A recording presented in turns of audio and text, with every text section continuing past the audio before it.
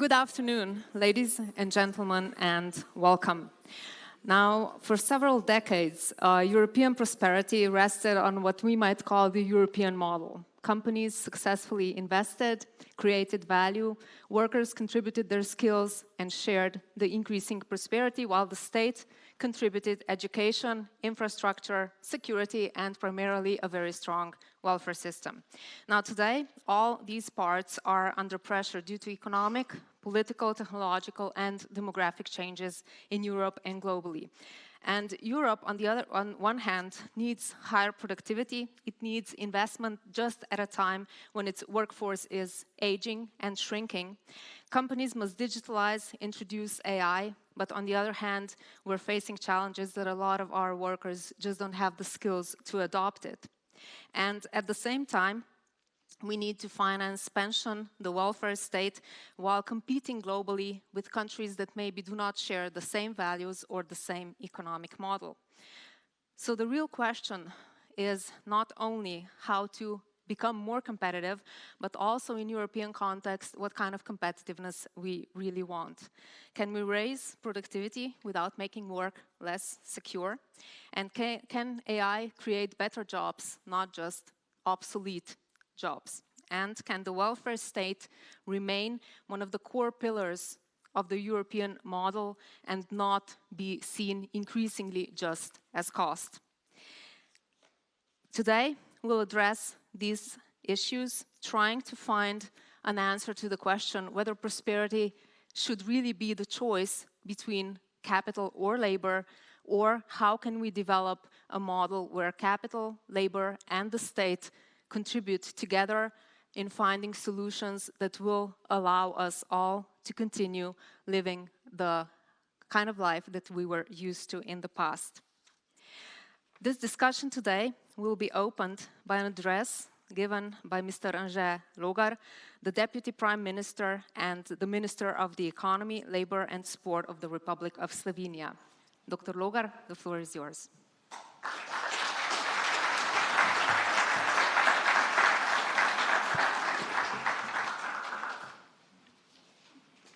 Distinguished guests, ladies and gentlemen, good afternoon.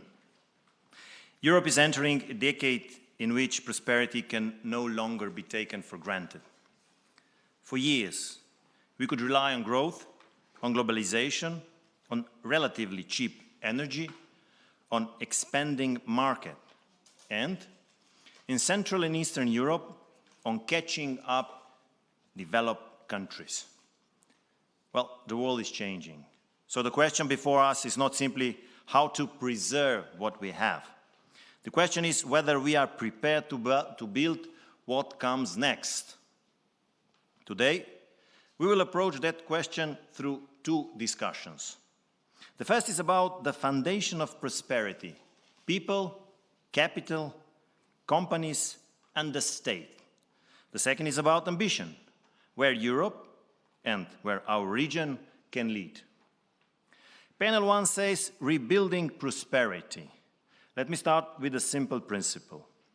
A strong economy does not choose between people and companies. It needs both. A successful company without talented people cannot grow. Talented people without successful companies cannot realize their potential. And neither can flourish in an environment when the rules constantly change. This is why we need a slightly modified understanding of the role of the state. The state should not try to run the economy. It should make the economy run better. That means predictable rules, fewer unnecessary administrative barriers, a labor market that is flexible enough for companies to grow, and secure enough for people to build their happy lives.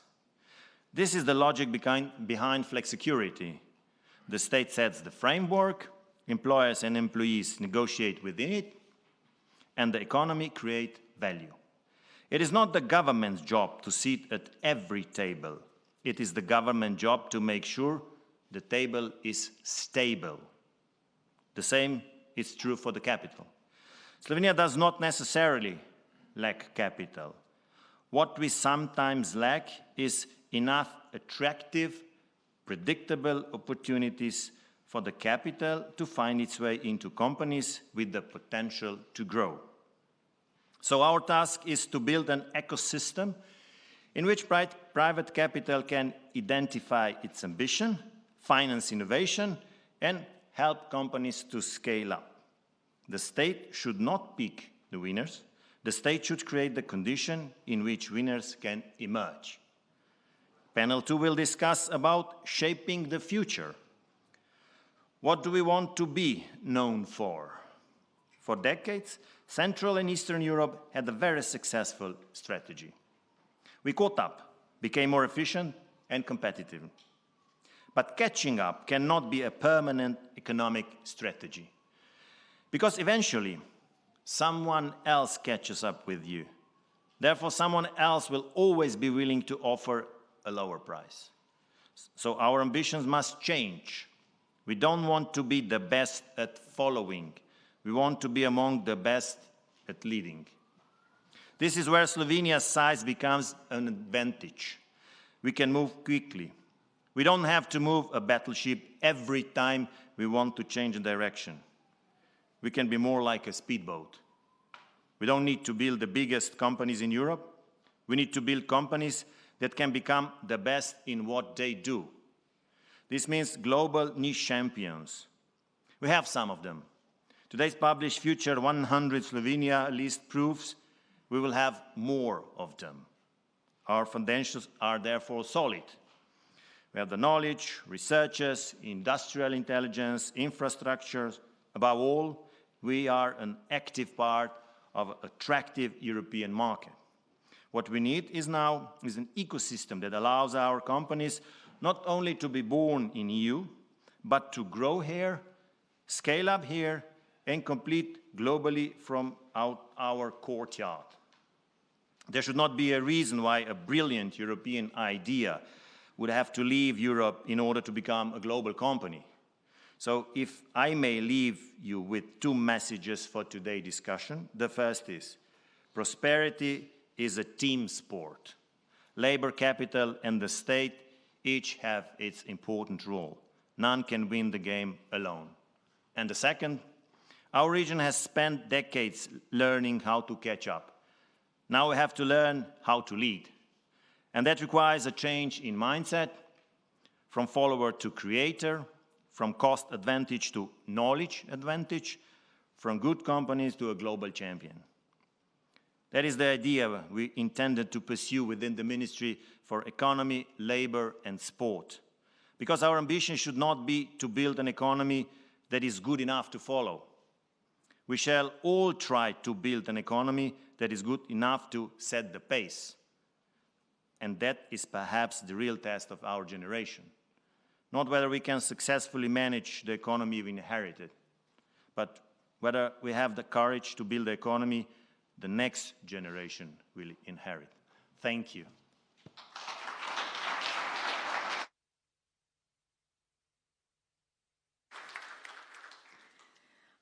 Dr. Logar, thank you for this introductory address. So it's a team sport, we just heard. So where is the Shackleton principle hidden?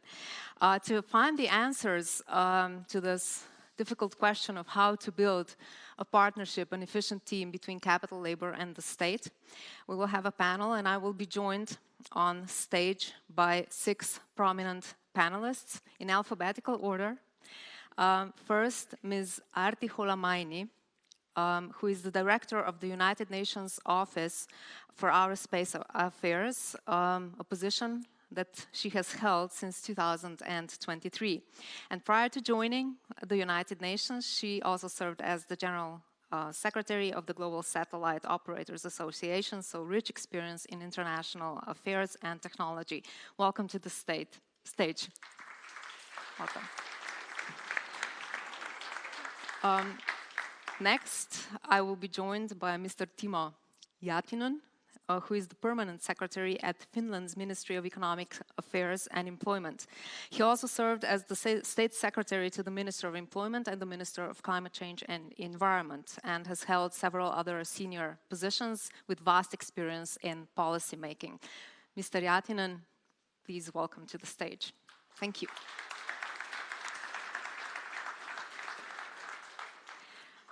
Mr.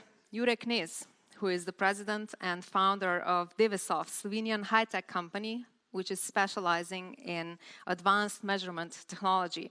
And under his leadership, the company developed from a Slovenian startup to globally recognized technology leader with strong international presence. Mr. Knez, welcome to the stage.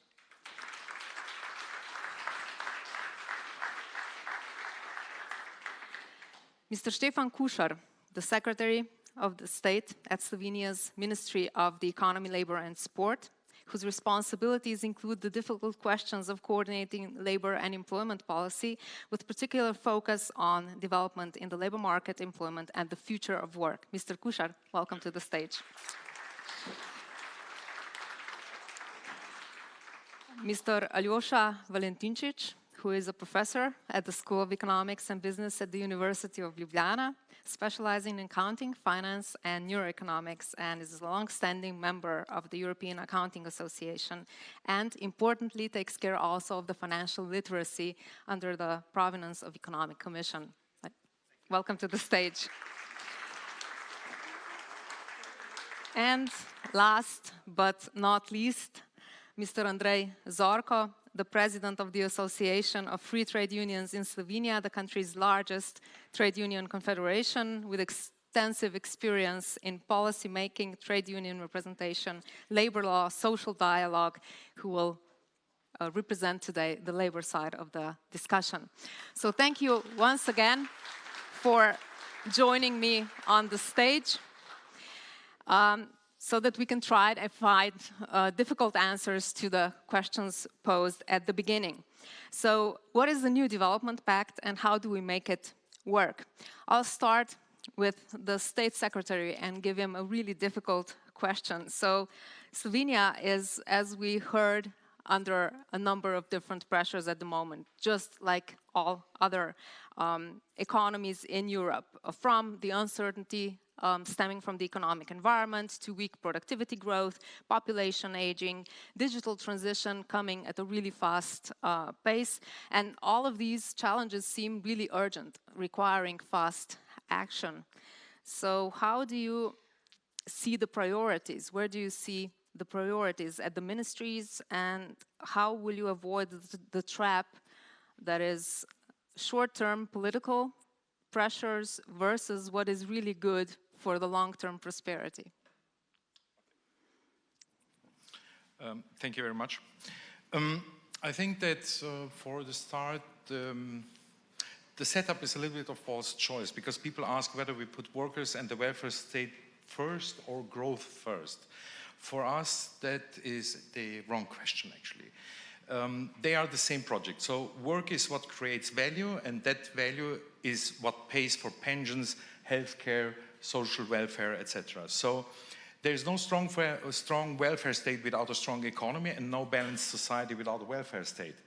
Labor and welfare are not a leftover item competing for whatever growth leave behind. They are actually the engine and the purpose of the whole thing. So in practice, that means that we look at three priorities at the same time, at once. So first, productivity. We have committed to a national productivity program within the first year and a half, because wages only rise for good if we create more value per hour. So not by a decree lifting the floor. Secondly, skills, lifelong learning, retraining for the occupation we are short of, real apprenticeship, and a much closer link between education and occupation we are short of. So we have to move people with the labor market together instead of being left behind it. And third, more people that we would like to get into work, and making a balanced work migration policy also. And the work pay has to be worth it, meaning that a lighter tax on work and room for older people to stay active in their own terms. Now, there is a hard part, and I have to be honest about it. So the real pressure that we are facing regarding the welfare state is a demographic question. By 2060, close to 1 of 3 Slovenes, so 1/3, will be over 65. And the working age share of the population will drop from 63% to 56%. So we cannot simply rely on more hands, on more workers. We have to create more value with fewer hands.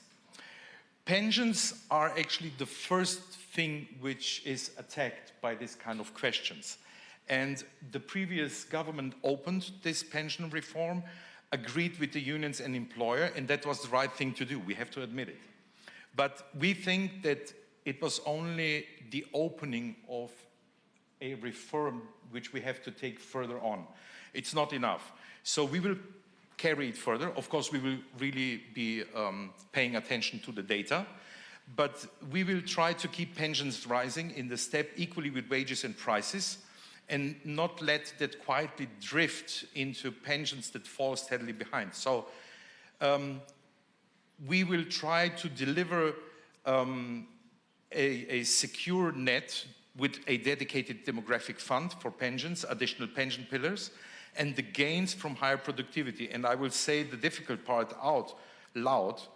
The reform started to raise the retirement age from 2028, but honestly, we will have to continue to talk about this fact and see what comparable countries have done, because we think that this is simply not enough.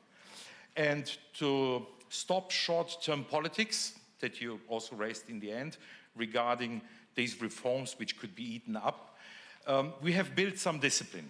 So we have deadlines in our coalition. We have hard reforms coming in front of us. We have measurable targets. We will report publicly. And we have a convention on the future of Slovenia that looks really beyond our mandate.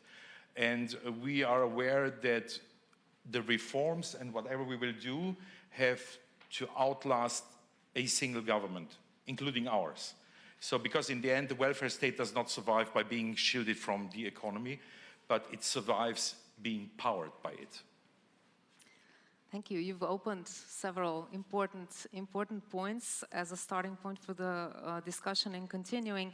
Now, in any case, you ended with the pensions. These are not easy reforms. They are painful both for the companies as well as the workers. But looking forward, this is the only way that we can raise productivity and sustain basically the survival of the European model in the long run. Now, Slovenia is not alone in facing this tension, short-term, long-term, painful, not painful, so the selection of the reforms or the changes made. And Finland here offers a useful comparison. You have implemented difficult labor market reforms while maintaining a strong welfare state. Some might say that it's easier for Finland because it's a richer economy. However, it's nonetheless the budget constraint is just perceived differently for Finland. So what has, in your opinion, contributed to this implementation? Also the organization of your ministry, where you combine both companies as well as employment under the same roof. What was maybe made easier because of that, and what was more challenging to implement because of the same organization? Well, thank you very much for invitation to this very impressive event. So it's really pleasure to be in this panel and also follow the other discussions during these two days here. I was actually 15 years ago last time here in Bled, and then I decided that, well, I will be back here again, and I didn't guess that I would be here in panel discussing these topics. But it's as nice as it was then. Maybe if I comment from 3 different perspectives already, those topics. First, a little bit about Finland's history and the social model and the role of social partners.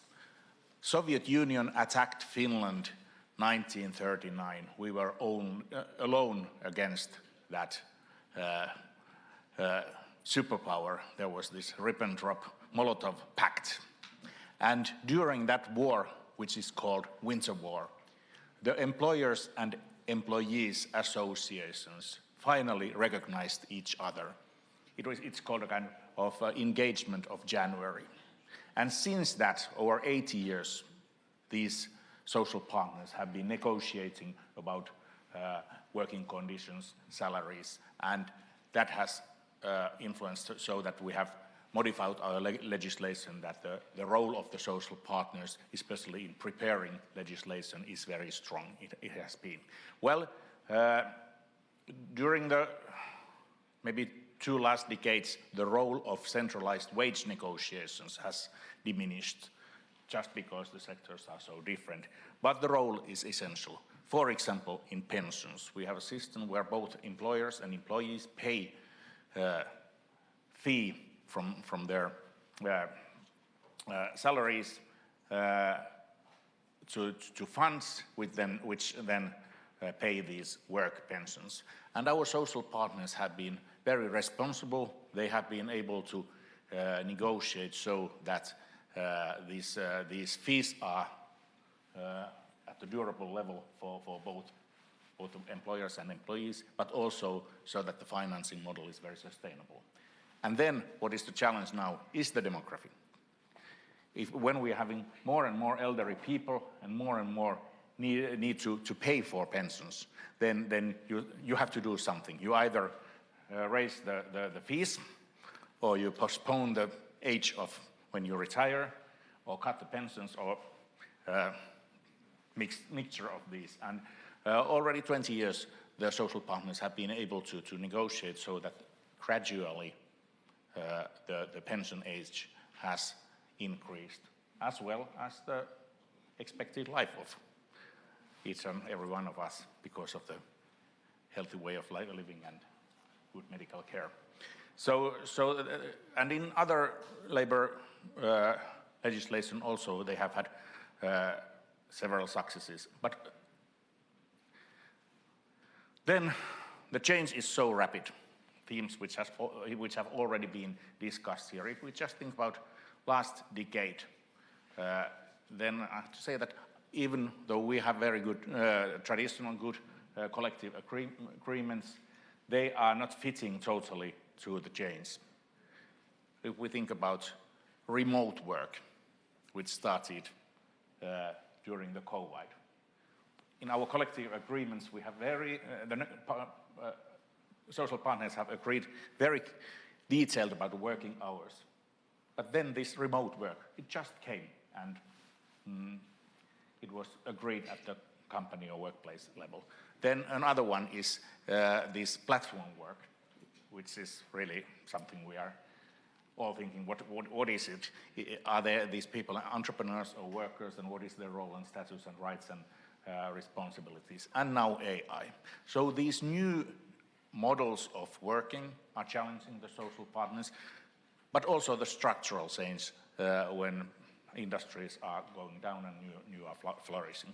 So this is why it's very important, and here is my third point, which comes then to the ministry, where we have had the similar model than you here in Slovenia. We have had 18 years economic affairs and employment in the scope of my ministry. We earlier had a Ministry of Industry and Ministry of Employment, but then it was recognized 20 years ago that what we do in employment policy, it's not only a question of social policy, how it's linked to that, it's also or linked to education. We have to do reforms and policy which fit well to the economic policy. What happens, especially in the Finnish case, in the private sector, because in Finland, the size of the public sector is very large compared to many European countries, and we need more private sector companies and new industries, and that's why it's then very important. And we have been quite happy how we have linked economic policy and employment. Thank you. You've mentioned cooperation and the history of cooperation, and that, if I understood you correctly, you were in a way pushed into this cooperation, but it became something that Finland lives with now and is normal, and it's institutionalized cooperation in a way. Yes, it's institutionalized, but it's challenged. New challenges, a lot of challenges. We have the same challenges here. Sometimes social dialogue seems like it's not really social dialogue, not that partners are hearing each other well. Mr. Zorko, you have been an active part of this social dialogue, cooperation or lack thereof, understanding or lack thereof. How can social dialogue in Slovenia become primarily a development contributor and not a defense of the status quo? So how do you see companies and unions, the workers and the state seeing themselves? Do they or you see yourselves as partners, as opponents, as both? And do the partners really understand each other, hear each other, and if not, what can be changed? Well, thank you very much, first of all, for this invitation. And I will remember the words of our minister, who said it's a team sport. And yeah, the social dialogue is a team sport. And I think that's very important. For me, the social dialogue, it's not about, the defending status quo. It's not about, we cannot talking about that the social dialogue is the tool for defending the past. No. For me, the social dialogue is the place where we can exchange different views, of course, and especially the place where we need to talk about our future. That's the first thing. In this world today, like we heard already, everything is changing very fast. It's the world of work. We get new technologies. We have new business models. Almost every day. Now we have AI, automatization, and so on. So everything is changing, and of course, that means that the social dialogue cannot relieve. We cannot talking about the social dialogue in some old standards, rules, just on that. Of course, we need to take into account the past, we need to take into account the history, the experience that we have, but we need to include, let's say, new challenges. That's very important. And of course, the trade unions, we are aware of that, we know that, and we want to be the part of that. And when we are talking about social dialogue, the cornerstone of all efficient social dialogue is the trust, is the mutual respect of the partners, and that we are aware that we need to find a way. Because in a lot of cases, the goals are very similar. The better quality of life, the better quality of jobs, the better productivity, the rise of the economy, the lifelong learning, and so on. So the goals are very similar, but sometimes, the difference is between which path we're going to take it. That's the difference. And that's also we need to discuss about that to the social dialogue. So, on the end, because I know that you have a lot of questions probably, and we are very limited in time. On the end, no, the social dialogue is not the obstacle. It's a tool for creating the future. And trade unions, we want to be at a table when the partners are discussing about the future. And we want to discuss about our future, about our new challenges, how we're gonna face the new challenges, and of course, how we're gonna share, the benefits from that, and who will bear the risk. So we are prepared and we are ready to take responsibility, but we all at the table, we all must be on the equal position, and I think that's very important. And of course, the social dialogue, from my point of view, from my perspective, the social dialogue is the cornerstone for development of each country, not just for Slovenia. Definitely. Cooperation, trust, and social dialogue between all partners and understanding. Mr. Kniz, is it easier to play team sports when you have a soft constraint where you're a rich company? Now, Divasoft is built on employee ownership, long-term reinvestment. There's intense cooperation between the seemingly opposing sides, so labor and capital. How do you see personally this discourse between labor and capital? Where do you also see maybe the role of technology, the specific sector you are in? What are the benefits of such a model that you have, and also primarily what are the dangers? Yes, I believe that the world has been always divided between the labor and the capital, and it is our responsibility to try to bridge that gap as much as possible. Because if that goes apart too far, then we have a revolution, then we have a change of the system. And therefore, I believe that in the modern world, there is a possibility to really breach or even totally eliminate that gap. And for me, what we live for many, many years, the open book management, the employee ownership is one of the key elements of such a drive. And employee ownership is a strange beast. If it's done incorrectly, it can lead to a lot of troubles, issues, but if it's executed correctly, it can be really a powerful tool of making company much better, because the employees, they don't come to work every day for somebody else, they come to work for themselves. And I believe this is also the reason why we are so successful. I would never change that system. And also, if I see the number of companies which are coming to learn, to ask for experience, and then we give them away all the paperwork of what we created, all the pitfalls, then I see that it is becoming more and more popular, and therefore more companies can utilize this advantage. And we did a lot of analysis of mathematic modeling of such a system, and we have also seen that 100% employee ownership is also dangerous. So there must be a way in between. And here I see also the other models, like very popular in the northern countries, like foundation plus employee ownership, provides the longest term stability of the companies. So there is a lot of things we need to learn. All the legislation here is by far not prepared for that, but we need to work on that we can go in that direction further.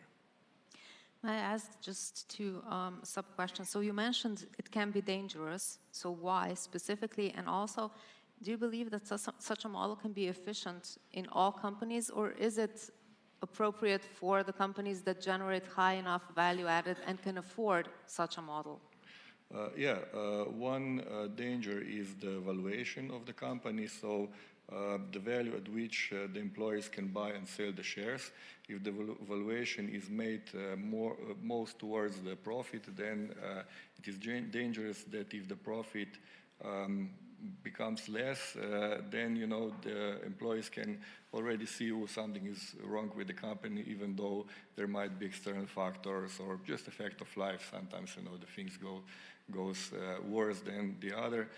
So the valuation methods needs to be studied very carefully. And the second thing is also the rules of ownership. We have a rule that when somebody leaves the company, he or she needs to sell the shares back to the company itself. So we have always the active owners, because there are many cases where the owners retired, for example, the employees retired, and they just become financial investors. And also in those cases, it might happen that the new employees, fresh blood, can't buy the shares of the company. So these are all the things which you need to be really careful when designing such a system. So the prosperity, the welfare that we were discussing, and the future that we can afford, including models such as we've just heard, depend a lot on how much we create. One of the key questions here is, can we preserve the current welfare state without higher productivity? I think it's much easier to open a lot of difficult questions if not half of the workers are on minimum wage. The discussion is probably different under such environment. Of course, under the conditions in which we are, the question is then, how can responsibility, which we discussed, Mr. Yatinen, for example, mentioned, how do we share this responsibility? And Mr. Zorko, you also talked about sharing responsibility. How do you think, Mr. Valentinčić, should responsibility be fairly shared between labor, capital, and the state? And which reforms do you see as key in Slovenia in terms of impacting productivity, and where perhaps we're losing productivity most? So I'm thinking about the capital market first, of course, but let me start on the top. I don't think it's just a question of making reforms at the level of Slovenia. What we need from the capital market perspective is the single European capital market. We need to get rid of all bureaucratic hurdles that still exist within the European Union and get this capital market to be big, liquid, and deep. So this is, of course, a precondition. The capital market is there to serve companies that have great entrepreneurial ideas, that have thought of new products, new services, things that they need to develop, and they need the capital to develop. So that's the general direction. Slovenia is very small, in absolute terms, of course, but also in relative terms. And so companies really, if they only wanted to rely on our capital market, that probably won't be enough. The Minister of Economy said that Slovenia has enough capital. Unfortunately, I agree, but I agree that because I see companies are needing less and less capital as time goes by. So we see this by financial statements they have, and we see that we have no IPOs and things like that. So this is the place where we'll need to kind of start improving. When we get down to this harmony between capital and labor and so on, of course, the employees are not only employees, they are also savers. And savers need to stick their money into a good investment to improve their future. So we need to look at what is their perspective, how can we make things simpler for individual investors to invest on this capital market as well. But again, this is not just a Slovenian problem. In Slovenia, it's just more pronounced than perhaps elsewhere. So that, and the state here, the state, I don't know how the Minister of Economy has expressed it earlier, but there needs to be a level field. And that level field means that everyone can invest their savings in a productive way. And the government here, in a sense, could do a lot of things that were perhaps mentioned before, but not explicitly. Explicitly, things like issuing the people's bond that we now have in Slovenia every year. Things like the individual savings accounts, these are the right instruments to start making people having options and start pushing people towards saving more for their future. If there's anything else, I would return to the first two gentlemen that both mentioned pensions, and both mentioned pensions in the sense that we need to increase the retirement age and so on. There is a second way, and what we could and we need to do in Slovenia is we need to push forward the second pillar system. Slovenians are notoriously invested in pension savings, they compared to other countries, but also within the Slovenian context. So we need to have these things set in place. Along the road, we missed some of the opportunities. I'm also very much in favor of enrolling people automatically in the second pillar system. That is something we simply need to do because people simply don't like to think about their pensions. So there has to be an incentive from the government. And you mentioned my role as well as an ambassador of financial literacy. I see this as a very, very important thing in Slovenia. We need to get people to be aware of their options. That's it. So far in Slovenia, we have 30 billion stashed at the bank, totally or mostly unproductively. That is, of course, a very safe investment, but it also means tomorrow we're going to live worse than we could have. Yeah, so we need good investments to improve our future and increase productivity, develop capital markets, but a large aspect of this is also technology, which we all hope that it will help reduce the problems of aging, replace the work that we don't have and the work that is also physically most strenuous, but primarily increase the productivity by improving also innovation, R&D, and so forth. Now, Ms.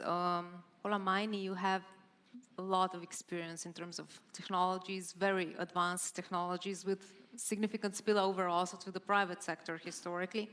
How do you see the technology being crucial or not to sustain this European social model and also its economic relative development compared to the newcomers in the global arena at the moment, and how do we keep the technological edge where we are and not lag behind?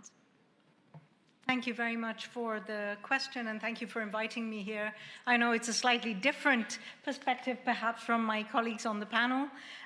If I could answer from a European perspective, I used to be a European lobbyist before coming to the United Nations. But, you know, 10 years ago, just 10 years ago, that's not that long ago, Europe was a leader in space. We had the world's leading satellite operators. We had the world's most reliable and successful launch service provider with Arianespace. We had two of the world's primes with Airbus and Thales Alenia Space. And if you look now at the space landscape, the companies which were household names 10 years ago, you know, they have taken 2 steps back in terms of the limelight. It is companies that we have never heard of, that a lot of people have never heard of, who are now in the limelight. I mean, of course, we've all heard of the billionaires and SpaceX and Amazon and so on, but that's just a tiny aspect of the space sector. Now, Europe, I think, has always had a fear of being left behind. That was certainly the case in the days of Galileo. Galileo was the catch-up system to GPS, and everybody could see how GPS applications all over the world were exploding. And applications and data is today's gold. That is the economy. And so Europe wanted to catch up for security reasons, for independence and sovereignty reasons, but also from a growth perspective. And we successfully produced Galileo. It was the world's first civilian-controlled satellite navigation system. We quickly followed with Copernicus, which is purpose-built for public policy with free data, open data. But in Europe, we have still not produced a global digital giant like Google or Garmin or Uber, which rely on GPS, which rely on space technology. So in that sense, we are still playing catch up. And if we think about data as, you know, the fuel that is feeding and driving and helping economies grow today, so much data from 600 million European citizens is going through infrastructure which is owned elsewhere, which is not owned in Europe. And that is a challenge. Now, we know when we look, we don't have to think always about European programs and European projects. Just think nationally. In every country, governments are going digital. They are transforming their own systems. And when I think of any individual governments, be it the Slovenian one, you will have ministries for, for agriculture, for climate, for maybe urban planning, for development, for so many different verticals, for transport, for energy. And satellite data and satellite technology is addressing every single one of them. Now think in terms of the future workforce, the youth. They're so much into software, they're into tech, they have a capacity to develop innovative applications and be tomorrow's entrepreneurs, responding to any one of those vertical segments. This is where, when we talk about space as being a $1 trillion economy, because that's what it is estimated to be, this is where the value lies. It is in the downstream segment. It's in the applications that are to be created based on space technology. And that's where I think governments really need to focus today. And in terms of Europe, I think we really need to capture more of the innovation and entrepreneurship and economic value that space systems can generate in that downstream market. And I think this will really help support growth, economic growth in particular, but also addressing public policy objectives. So at the United Nations, we hear from all member states, and and this is not just from developing countries, it's literally from all member states. And every single one will have its own issue. It could be the digital divide, the healthcare divide, the education divide, it could be agriculture, it could be energy efficiency, climate change issues, and so on. Each of these needs or challenges represents a need for solutions, so many of which can be provided by the space sector. In other words, those needs or those potential beneficiaries are in fact a market. They represent a market and a demand for services which Europe has every capability and capacity and knowledge that it could ever want to address. It's already there. We just need to, as the minister said in his opening speech, create the enabling environment to allow tomorrow's entrepreneurs to really seize these opportunities and encourage them to look at public policy challenges as market challenges, demand challenges. I know I've answered the question, but I would just like to congratulate Duasoft because I think this innovative approach is phenomenal.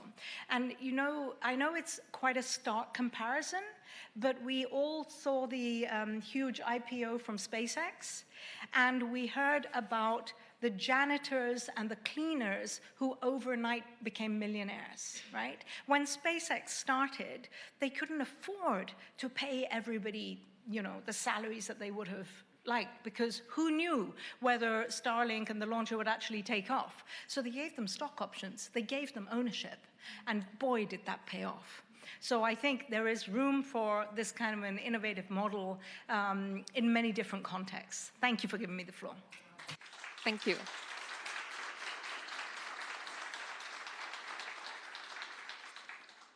So we have now quite a lot of challenges open. We need innovation, entrepreneurship, we need knowledge, we need data. Data is existing. We need to utilize the data. We need to understand the dependencies. We need to build on those dependencies and, build cooperation between the relevant stakeholders. Now, Mr. Kušar will bringing labor and capital under the same roof contribute to that. What will now be possible that wasn't maybe before possible, and how will be more easily achieve what Ms. Holamainen just spoke about?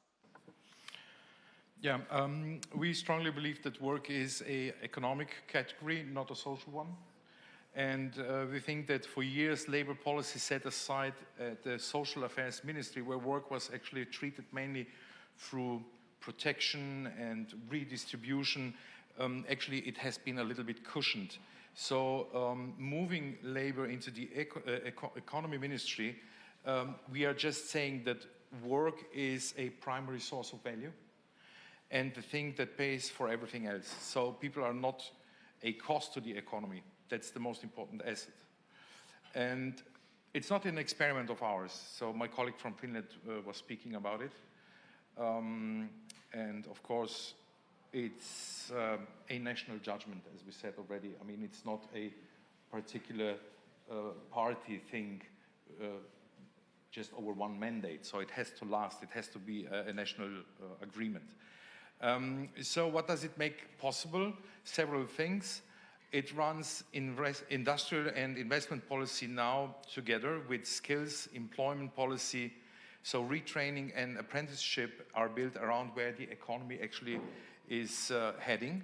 So employers, workers, and planners sit at one table, because sustainable wages and the stronger economy are really one conversation. And we are addressing at the same time flexibility regarding taking into account everything that you talked about already, the new challenges that we are facing, together with security, because we are not leaving the labor rights behind us. We have to take both in account. So labor shortages and skilled migration can be managed through a single point, also tied to economical needs. And we have to invest into technology and people at the same breath, which is far easier to do if we have both under one roof. So now the fair worry, do workers end up playing a second fiddle in this sort of orchestra?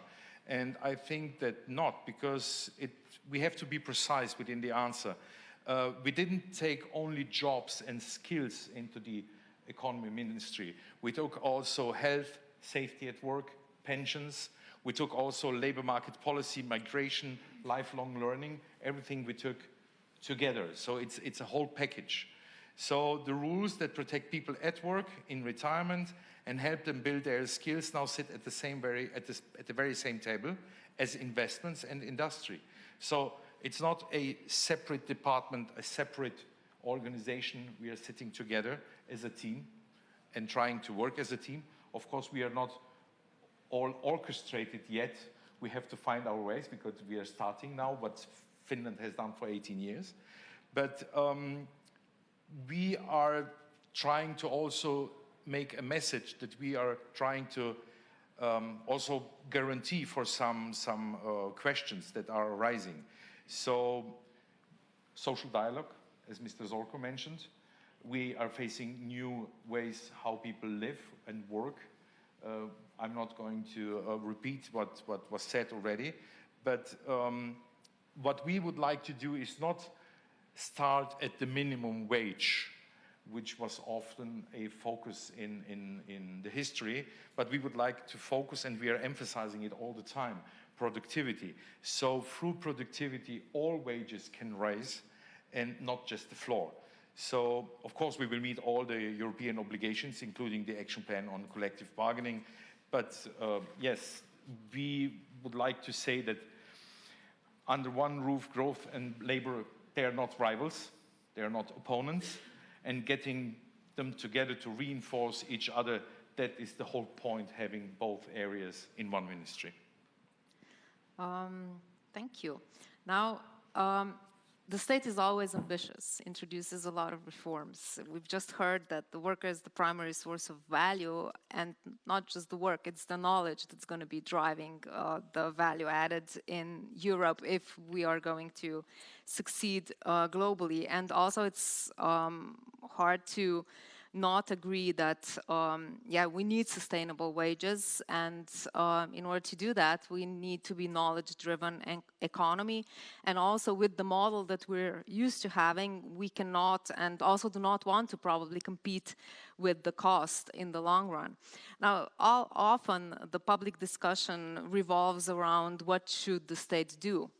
Let's turn this question around and ask a successful company which doesn't have problems with the wages, what should the state stop doing in order to make it easier for the companies to grow? And what do the companies, on the other hand, of course, also need from the state as a development partner? So it's time to make wishes.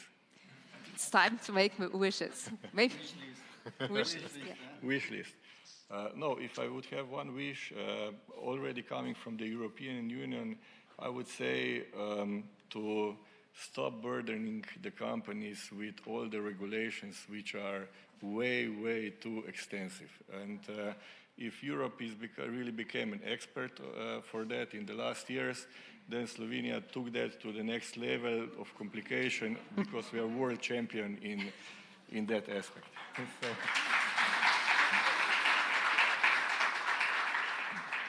And before you were talking about the space segment, but you know, it's really, the facts are really critical. Look at the automotive industry. Because of the drive of transformation to electric of the, let's say, European leading countries, we didn't allow enough time for technology to evolve. And then what was unthinkable 10 years ago, that Europe would not be a leader in this area, then we see that the others, not only Tesla, but now the Asian countries surpassed us. And what is even more worrying is that the speed at which they are developing is, you know, we are not catching up. We are behind and we are falling behind. And this is a fact. We can't produce even a single battery cell at the price because of our energy policies and so on. So, you know, the time is really critical.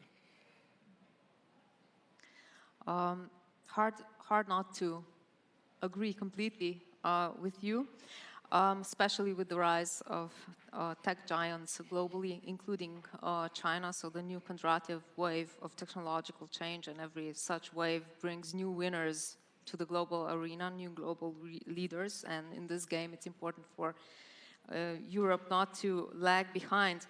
Now, if Mr. Knez was talking about the companies, Mr. Zorko, what are the unions ready to offer in this cooperation? What do you see as your responsibility? What are you prepared to change so that the dialogue can be achieved more efficiently? Well, the question is if we get the chance. Because, you know, traditionally trade unions, a lot of people see trade unions as the organization who fight for just for the better working conditions, for the health and safety, for the better wages and so on. But honestly, trade unions want to be the part of the future, not just on the company level, but also on the state level. So, because as I told you before, you know, in a lot of cases we had a very simple common goals. Better life, better quality of life, better workplaces, stability jobs, better productivity, better economy and everything. So the question is, if we get the chance, and yes, we want to take our responsibility, but it's not a question of responsibility only of one part, you know. The question of responsibility in the social dialogue is a tripartite responsibility. First, what is the responsibility of the state? And from my point of view, I think that the state must create a, let's say, stability environment. Not just through the legislations, but also, you know, from how the state works. The second, where is the responsibility of the companies? Yes, the companies are responsibility for investment, for developing the new economic models, to find a new product, to how to raise the productivity and so on. And where here you see the role of the trade unions. Yes, we need to take into account that, like I already says, everything is changing. And we need to find our roles in that, let's say, game, if I say that, if I can use this word. And we are ready to take that, because the challenges here, before was mentioned the new technologies. And of course, the new technologies means a lot of changes. And this means that one of the biggest challenges is how to prepare. It's not, you know, to protect the workplace for any cost, but we need to protect people. And we need to protect, you know, and we need to guarantee to people to have the access for the new skills, for the new knowledge, and everything. So I think that together with the employers' organizations and with the trade unions, also on the company level, but also on the national level, we need to find the way how to develop, not just company, but also the state. And yeah, we are ready to take this responsibility. And I hope that we get the chair around the table. And this chair and this table must be stability, and it must be on the equal basis. Equal basis and cooperation. Yeah. So definitely, so it's about the people, it's about protecting people, not necessarily just every job at any cost.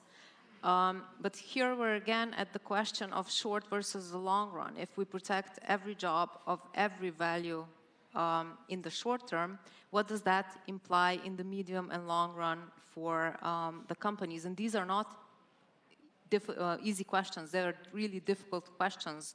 5-10 years into the future, we might be facing a completely different problem.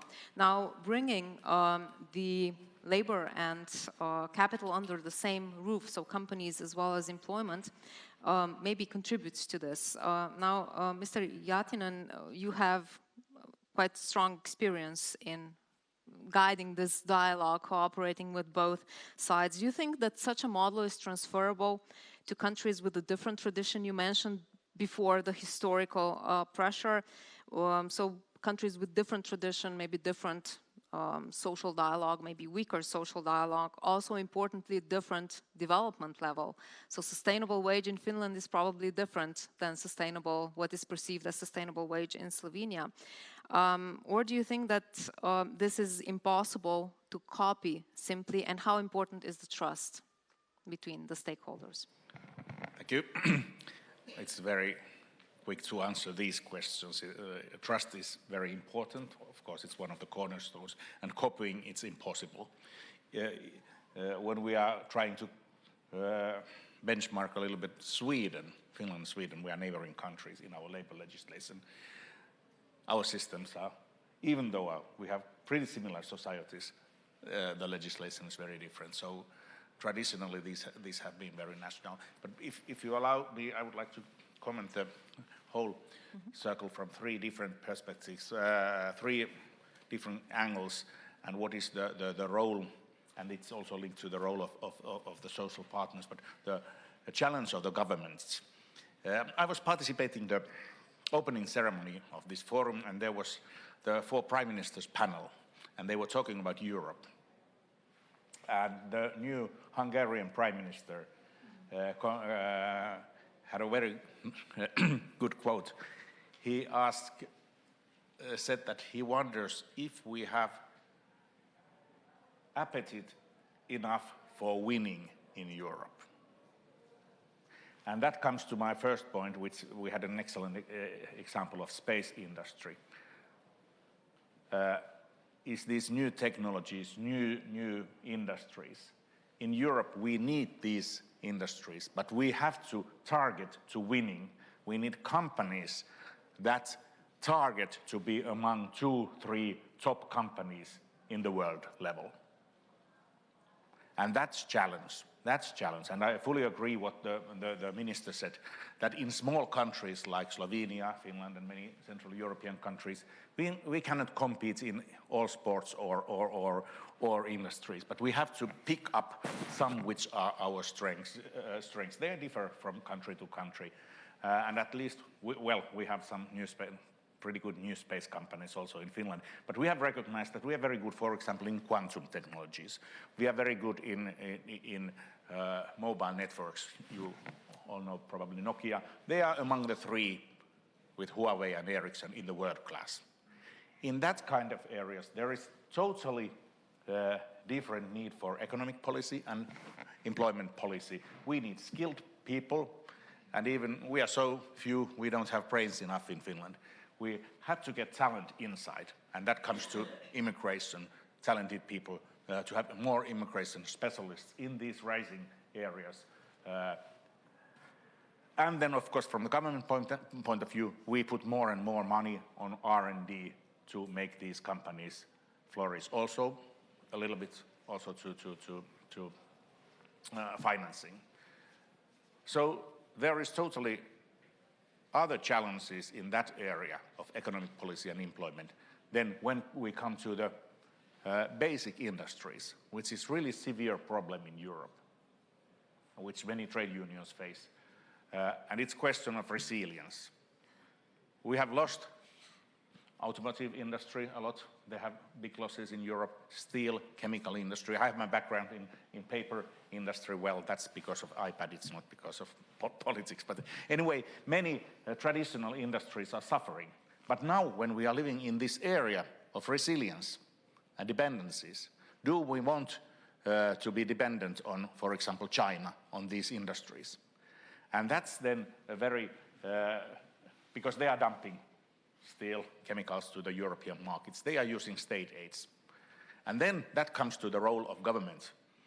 And there we have to tolerate the policies which we don't like. I don't like state aids, and I want to minimize them. But to keep some industries inside Europe, we have to nowadays, because of resilience, use some tools which we don't like.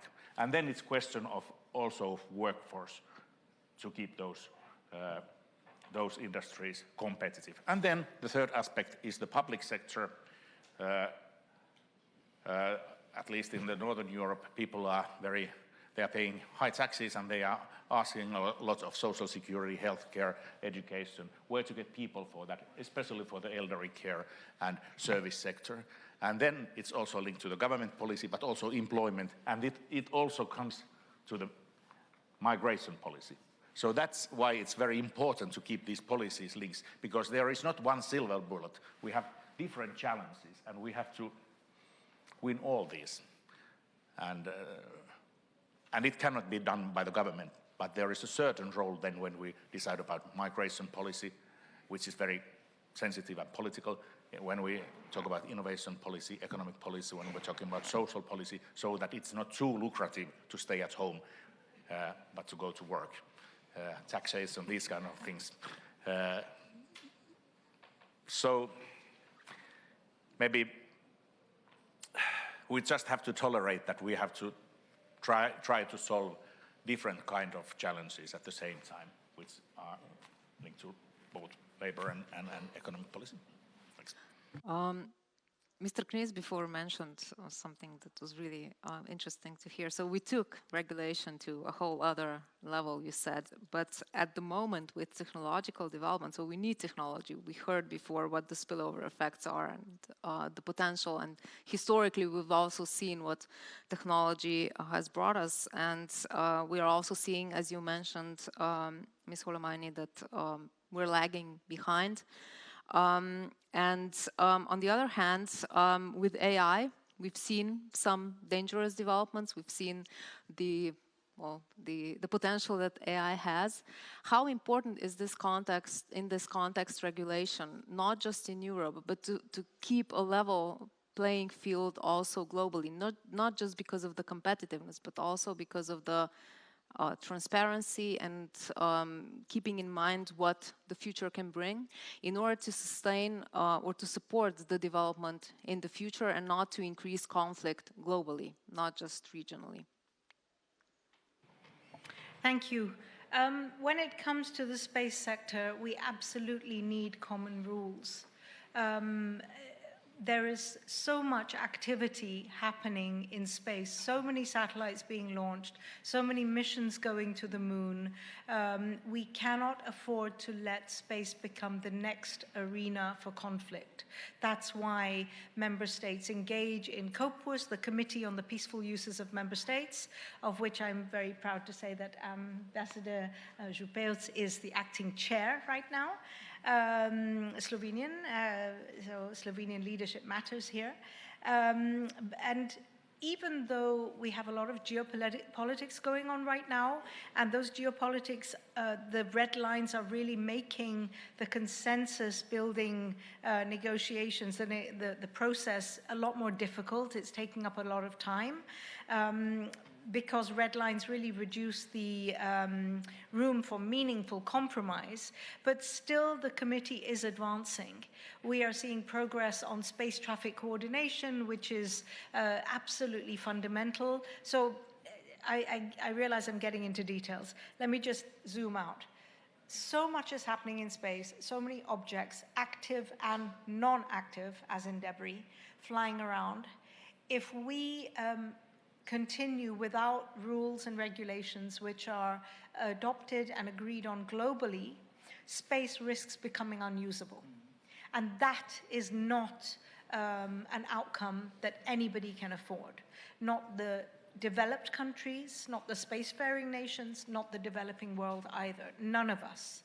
It is very much an arena where everybody's interests are completely aligned. It might be for very different motivations. If I may, you might have a spy satellite. You might have a satellite navigation satellite. You might have a communication satellite. Whatever it is, none of us want to crash. Nobody wants to collide with the other. And that's why topics like space traffic coordination, the ability for us to communicate with each other, coordinate with each other. I'm going to move my satellite tomorrow. I see that you are you're coming nearby. Please don't move yours, stay put, let me move. If we cannot communicate and coordinate, then I may not know when Jure is going to move his satellite. And if we're not talking, we might move at the same time in the same direction, which would be disastrous, right? So we have rules which are being negotiated in this field, in the field of lunar activities, both for coordination of the missions going there, but also in terms of how do we build things on the moon? How do we exploit the resources that are to be found on the moon? And all of this is to enhance transparency, enable communication and coordination, to avoid collisions, avoid conflict, because if there are collisions and conflict, these issues can so easily become politicized and escalate into something far bigger than we want it to. It is difficult, but we are getting there. What is absolutely crucial, however, is not the question of binding rules. We have a great sense of urgency in today's world because people are panicking that, oh my God, space, everybody's going to space, we have to control this. And the notion of having control goes to binding rules. But at the end of the day, the UN has never been an enforcement body. It brings people to the table. It keeps them at the table as a neutral convener. Binding and enforceability comes down to national implementation. And that is where our focus really needs to be there right now. We have the treaties in place. They're coming to life now more than they have ever done so before. We have guidelines. Whether we're talking about binding rules or voluntary guidelines, at the end of the day, it's all paper if governments don't implement it. So that's where our focus needs to be. And when we have, in Europe, if I might just close on that, we have the EU Space Act, which I hope will go through.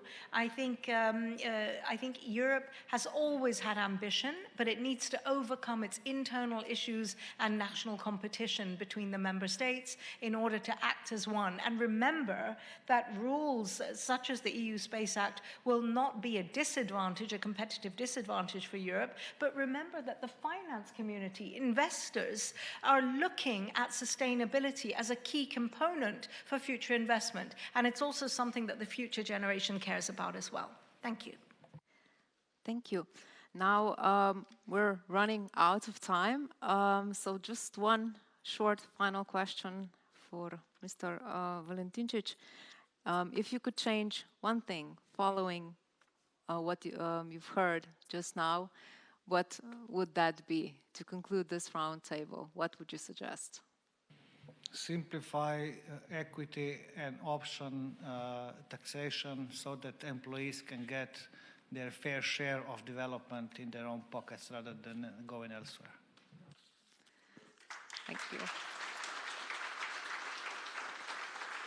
I think this is going to make a really big change. I definitely agree, and I'll add to that what you've just mentioned. You've mentioned politicization, less politicization, more cooperation, and more trust. in order to bring us to a prosperous future. Unfortunately, we ran out of time for questions from the audience, so I will thank all panelists for their cooperation, all of the inputs to the discussion, and thank you, audience, for being such a great audience and listening to us. Thank you.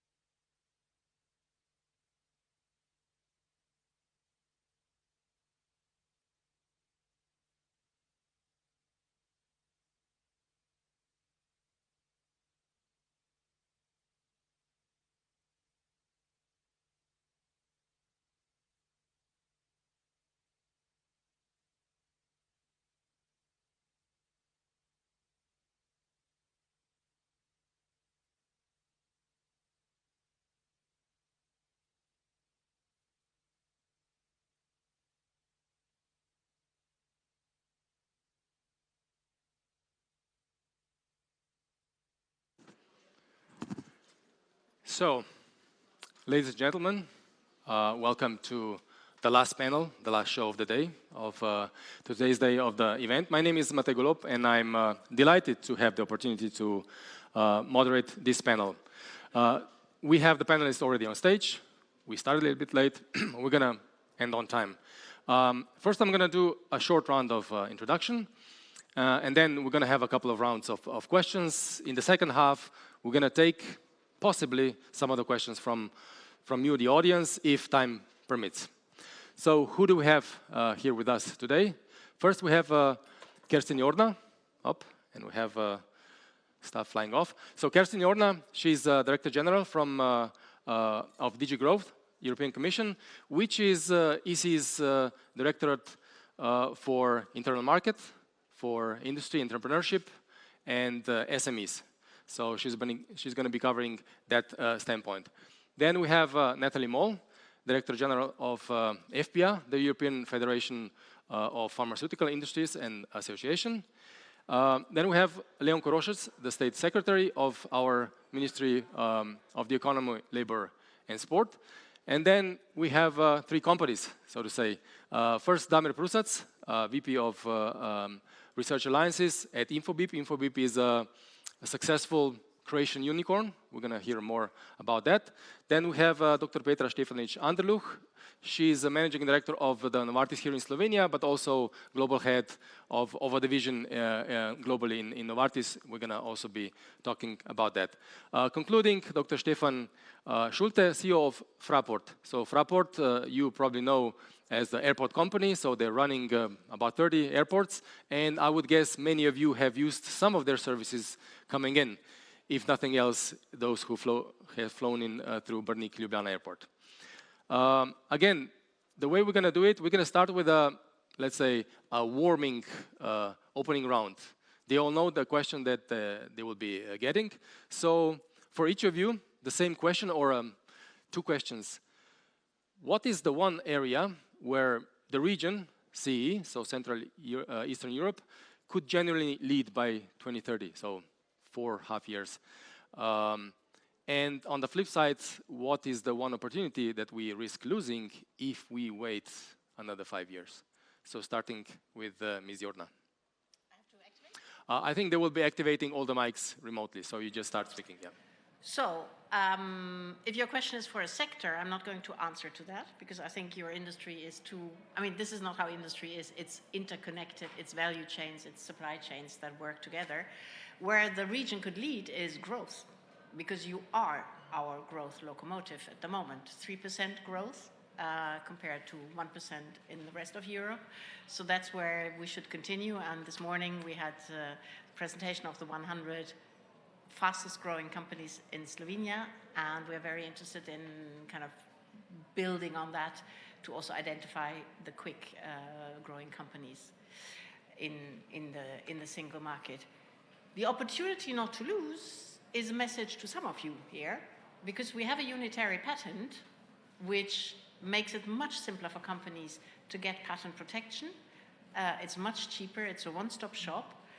You get the protection in the whole area that participates in the single market. And if somebody sues you or somebody violates your patent, you don't have to go to every single patent court in every single territory where your patent is protected. You can go to one jurisdiction. And that reduces the cost. And from an investor point of view, it means better protection of the patent, better collateral, better investment opportunity. Now, unfortunately, Slovenia is in, but most of the other countries of the regions are not in. And my call here would be, join it, because then also as a region, investors will consider you differently. All right. Thank you very much for this 1-2, the areas and opportunity. Moving on, Ms. Moll, from the standpoint of pharmaceutical industry in Europe. Yeah, thank you very much. And I think, especially from the innovative pharma industry, I would echo what Kerstin was saying in terms of growth, because there is a huge potential here. And the other thing that you have that is a potential is your sizes are relatively small. And so you can make changes faster, I would say. So just in speaking to a few officials this morning, you know, there's an understanding that budget silos in healthcare is not a smart thing to do. If you have a pharma budget and a hospital budget, you can't really address the revolution that is coming in technology that actually hits everything. You know, if you have a patient who doesn't go to hospital, what is the saving thanks to medicines? So I think that is an area where speed and flexibility of changing the funding mechanisms for different elements of healthcare is somewhere where you could lead an example for larger countries that have a harder time to think, or that are federated and have many regions. So I think here you could really lead by example, learn from other best practices, but give a little example of innovating and breaking down those budgets to make sure that you make the most of the healthcare instruments, whether it's innovative medicines or others that are coming down the line with innovation, because it's a revolution there. One opportunity that you risk losing, I think this is a moment where Europe is getting is under a lot of pressure from both sides, from the US and from China, certainly when it comes to pharma. And the market matters. The strength of our market matters. And I think here, if we want to play if we want to be relevant, if we still want to attract the kind of innovation that we need to have markets that really can adopt in innovation, innovative medicines, that value it properly. So I think here, the two are connected.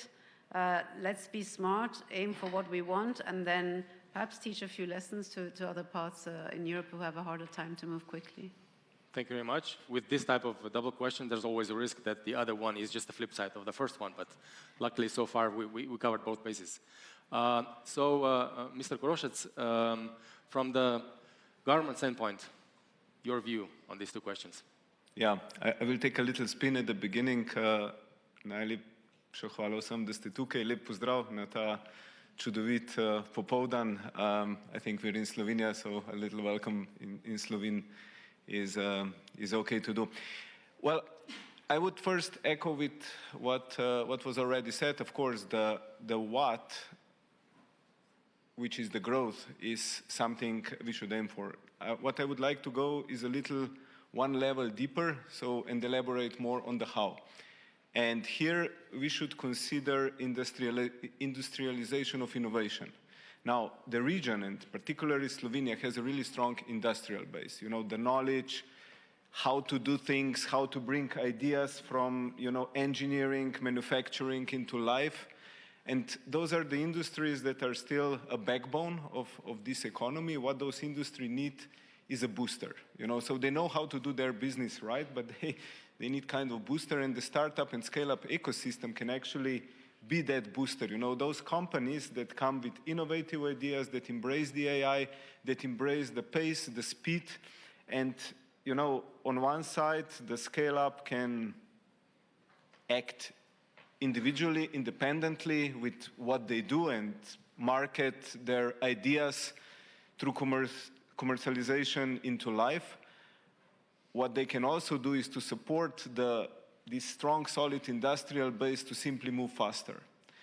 And, if you ask me what we risk losing if we wait too long, again, a little connection to the first response, I would say ownership. We should ownership in a sense that the ideas that are born and that are ultimately also either patented or IP protected or even not IP protected, those ideas, the ownership of those ideas need to stay here. And with the mechanisms like scale-up financing, so allowing those companies from the region to stay in the region, would also allow the ownership to stay here. Okay, moving on to the very startup, innovative, and scale-up players, so InfoBip being one of them. So, Mr. Prusats, what would be your suggestions for one area where we could generally lead and what we could risk losing? Thank you for inviting me. Maybe, InfoBip is a really global company, and we are having different operations in 196 countries in the world. So, actually, from that fact, there's my wish, actually, and facing the fact, I would call it practical digitalization. Facing all these different legislations and regulations, you face actually a lot of complexity in the business.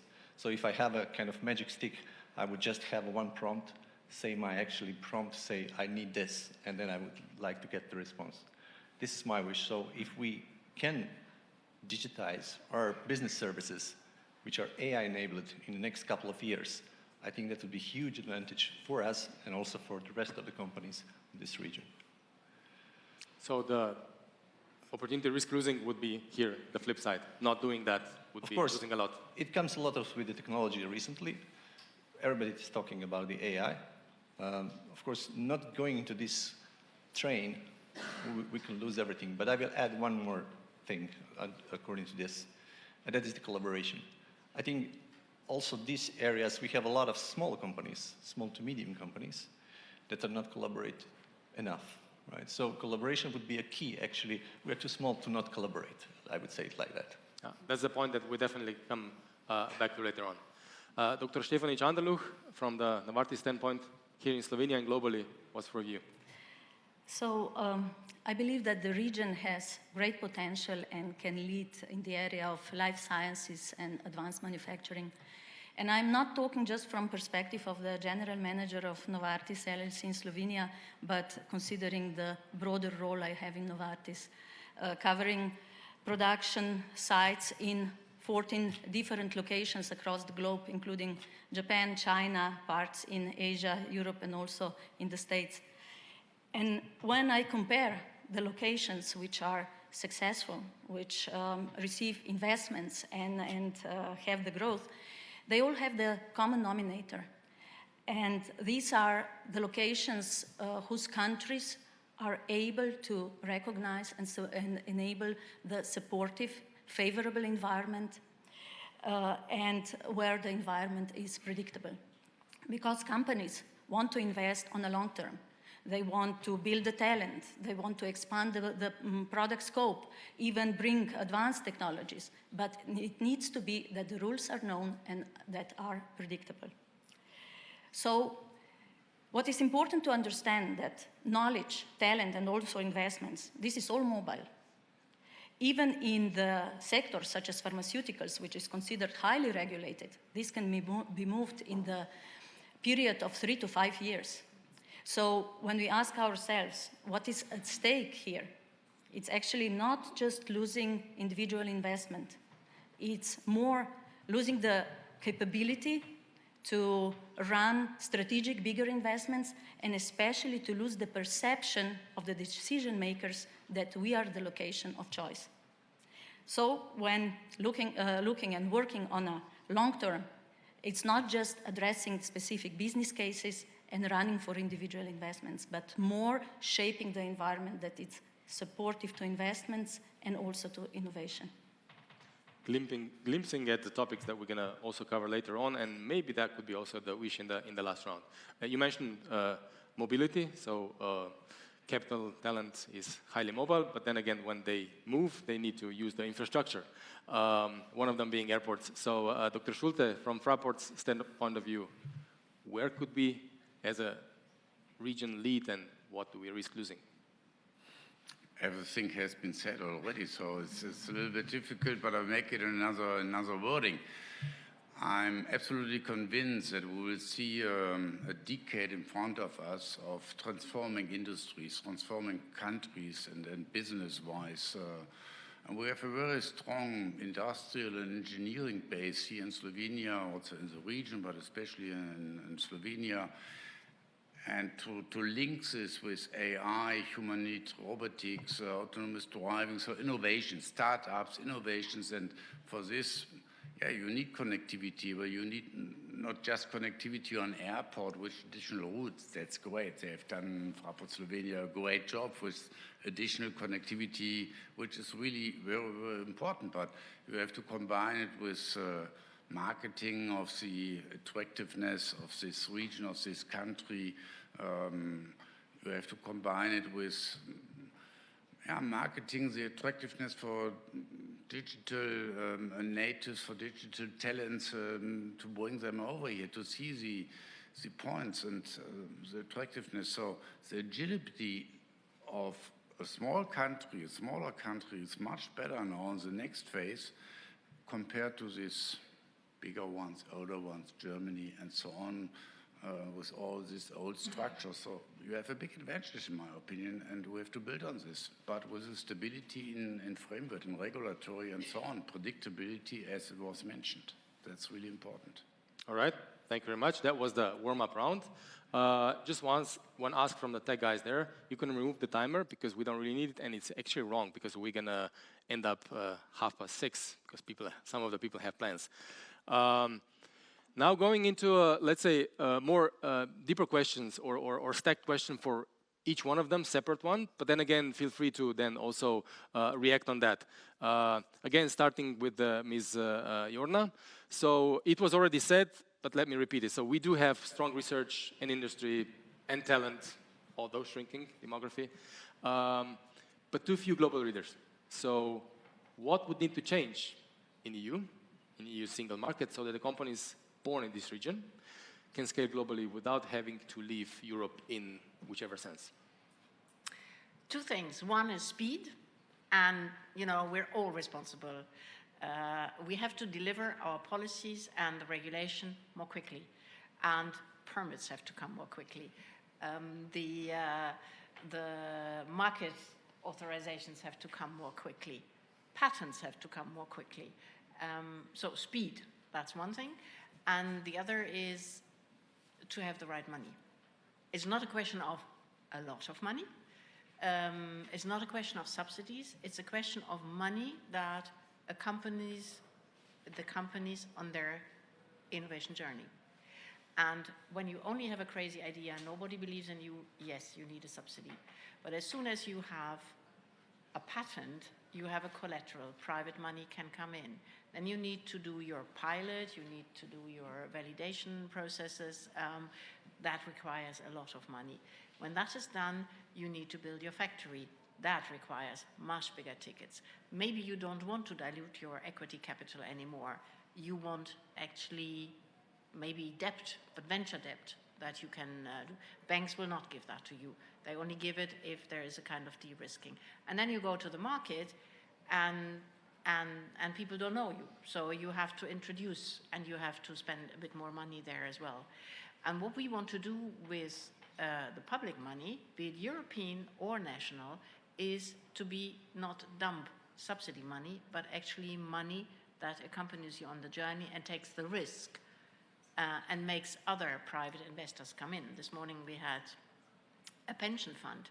It's crazy that pension funds send the money to the US. European pension funds send European money to the US, and it works there. Why doesn't it work in Europe? So that we have to get right. So our pension money is going to the US. The company is going to the US to raise that money there together with everybody else. So that would be one point. So that's what needs to change, or what do we need? We're working on this.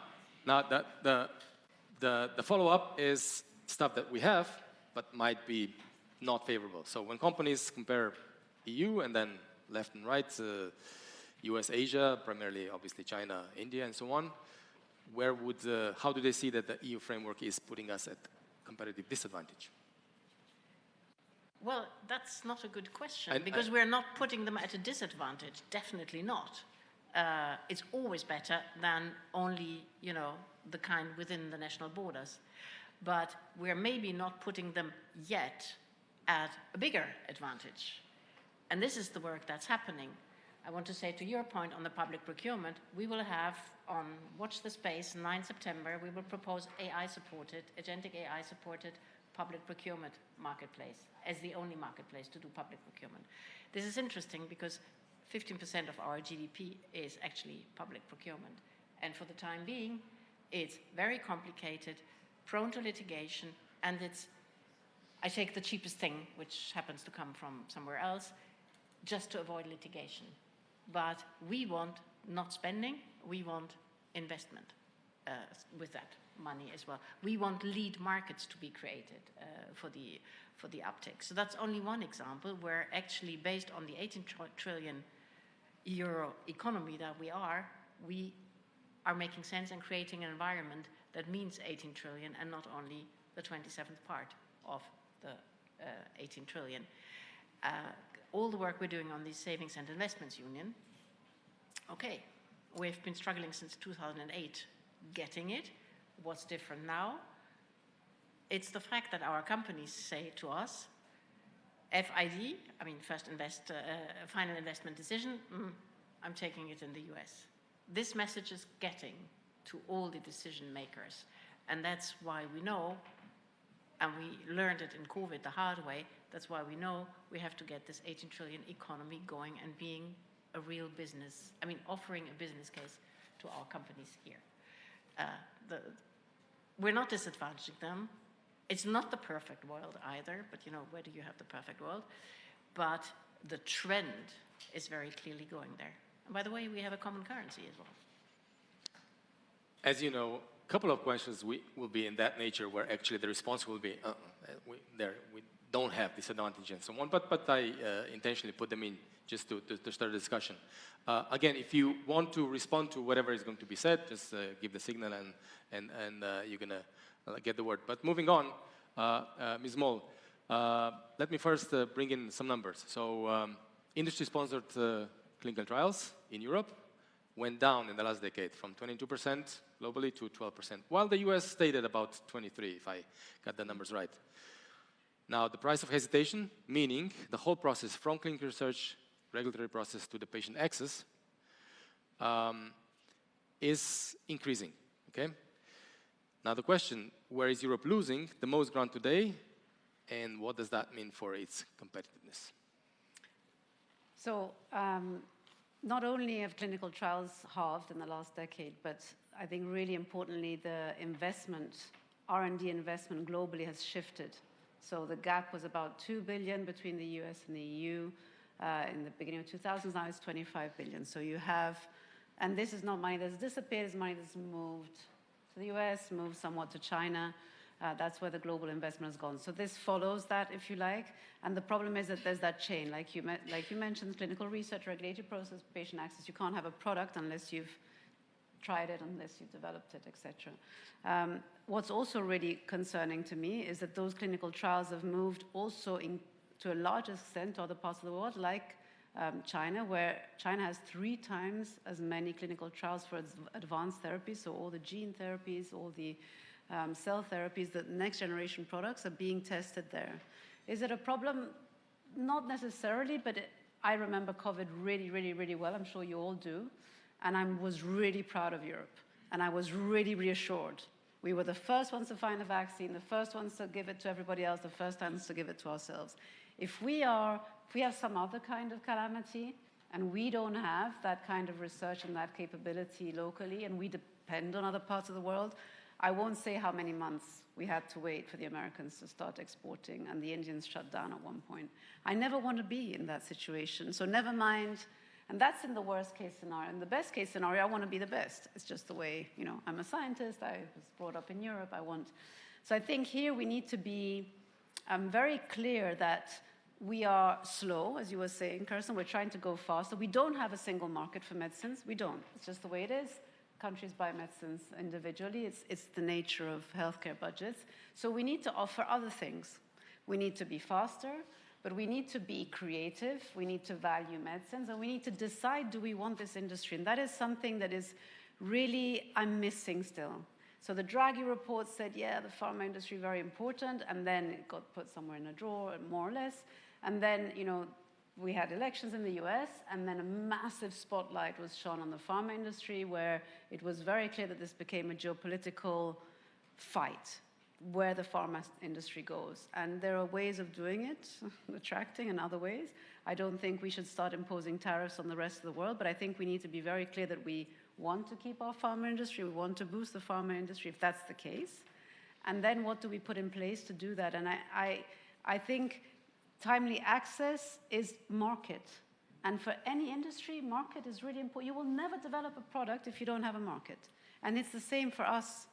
Now, it's a bit strange because we sell our products to governments, but it's still a market.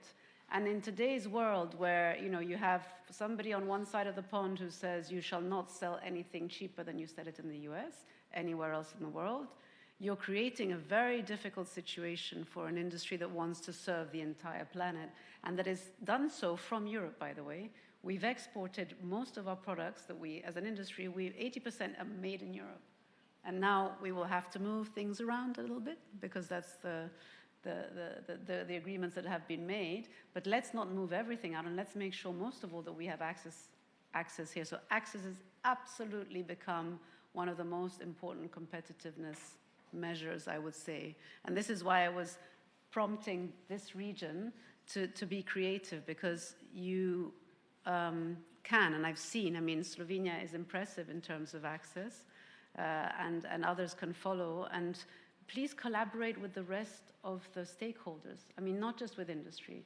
Sit down with the physicians, with the hospital owners, with the patients, and understand what are the obstacles. And then every country will have a different obstacle, every region will have a different obstacle, and then who's responsible and who can fix what, because there's no silver bullet here, but there's a really big ticking clock that is very concerning. Yeah. So you, in a way, already answered this question, so It's going to be a rhetorical, but still. So timely access, meaning we can develop stuff here, but then it takes a while in order to be accessible to patients. So that is becoming an investment competitiveness issue in Europe. So, and we are addressing it. So the answer here would be yes. Yeah. We need to address it. We need to. I don't think we're there yet. I think we need to really, and it needs to be a multi-stakeholder conversation in each country, very serious. And it's great to be on a panel with the Minister of, in the economics panel. Usually we're having conversations only with health, and that's unfair because this is not how access is decided in the country. It's many different ministries who talk with each other. So, hats off to having a conversation that is more an economic conversation about medicines. It's really innovative. Okay, moving on to the side that was already mentioned, and a set of questions also for you. This was already... Do you allow me to lean on that first? Because I think what Ms. Moll put on the table, well, of course, it's an example that came in a highly extraordinary time.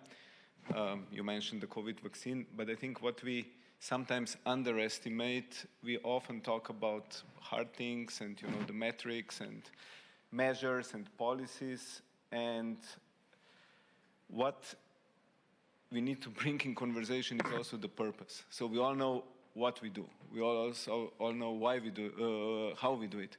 But it's extremely important also to ask ourselves a question, why we do it. Why are we spending our time in this beautiful afternoon to discuss those challenges? Because those challenges matter for the future prosperity of this continent, and especially for the future prosperity of countries like Slovenia, where we don't have really an immense wealth of natural resources. So basically the economy, the vibrating economy with the strong added value is our strongest ticket for the prosperity.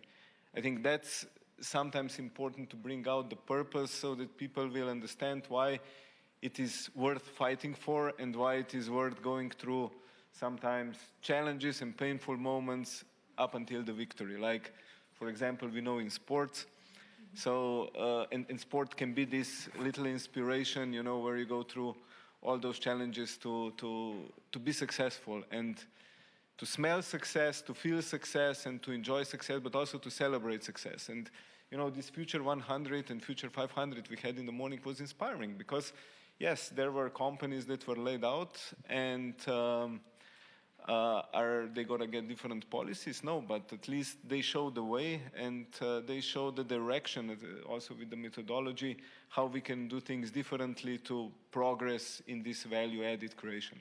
Yeah, that's... So yeah, the purpose needs to be known in order to understand better why certain things will be proposed and then done. Yeah. Okay, now to your question. So, so the intro was already said, I believe, also in the minister address in the beginning. So Slovenia, we know the story: small country, still a strong industry, research capabilities, and some companies with global reach. Now, what policy orientations can be adapted to support more advanced solutions with more value added, either large companies with regional impact or niche innovative startups, potentially unicorns? Yeah, I think no company should be in a privileged position just because it appears in certain industry or appears maybe in a Future 100 list or what have you. But when it comes to policies and regulation, I think we have to distinguish two levels.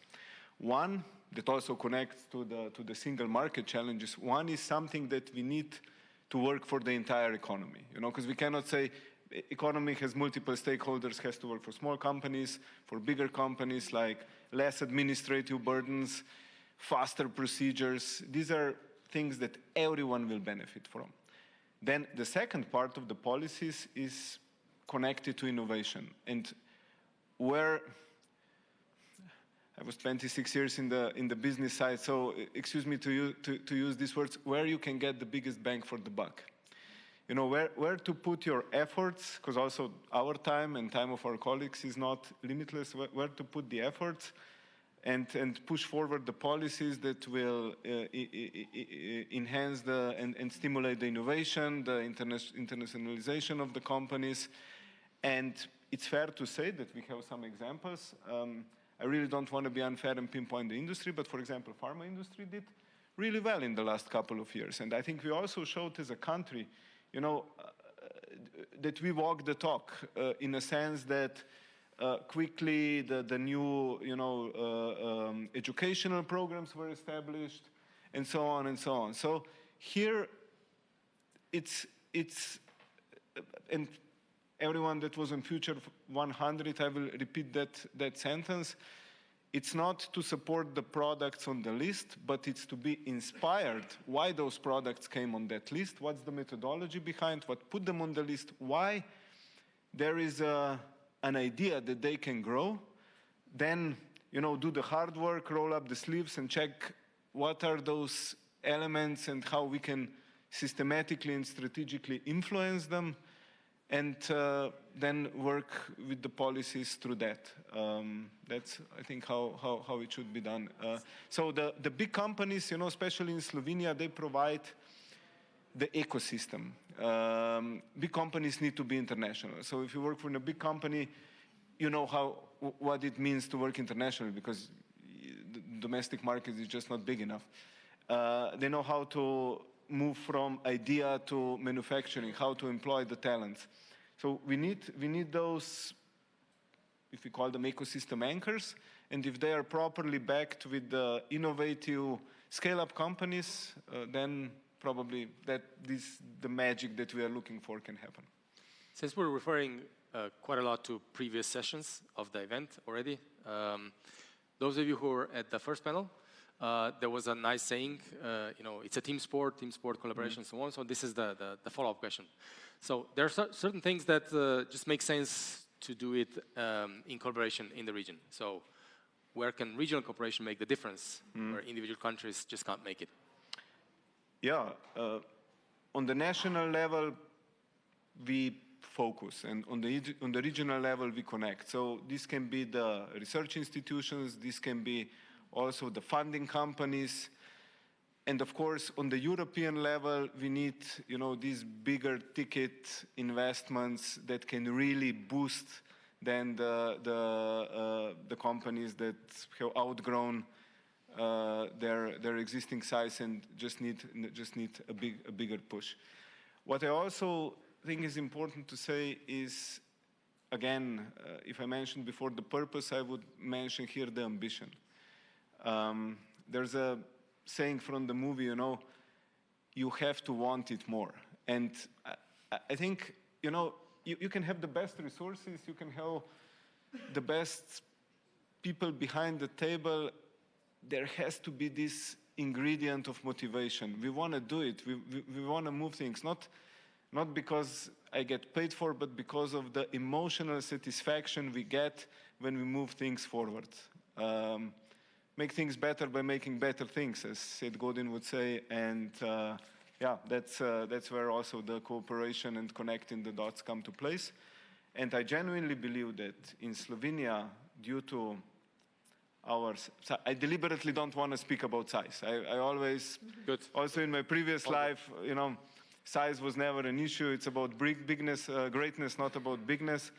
But in this particular case, the fact how connected we are, the fact how ecosystem knows each other can actually be an advantage to connect those dots faster. All right. Now, lack of ambition is definitely not something we would say for Infobip, right? So again, if there's somebody who doesn't understand the word unicorn, that means a startup company, usually a tech company, that reached a valuation of 1 billion, which today actually seems small with the latest IPOs with trillions, you know, like 1 billion. But still, it's a good one. It's actually the first unicorn in Croatia. Maybe Infobip as such, as a consumer name, not so known, but a company. And now there could be a set of questions. How did you make it? Yeah, obviously, a global company from Istria. You did not relocate to Silicon Valley. You did sort of a move a little bit to Zagreb with another campus, but Croatia nonetheless, with global coverage, as you said.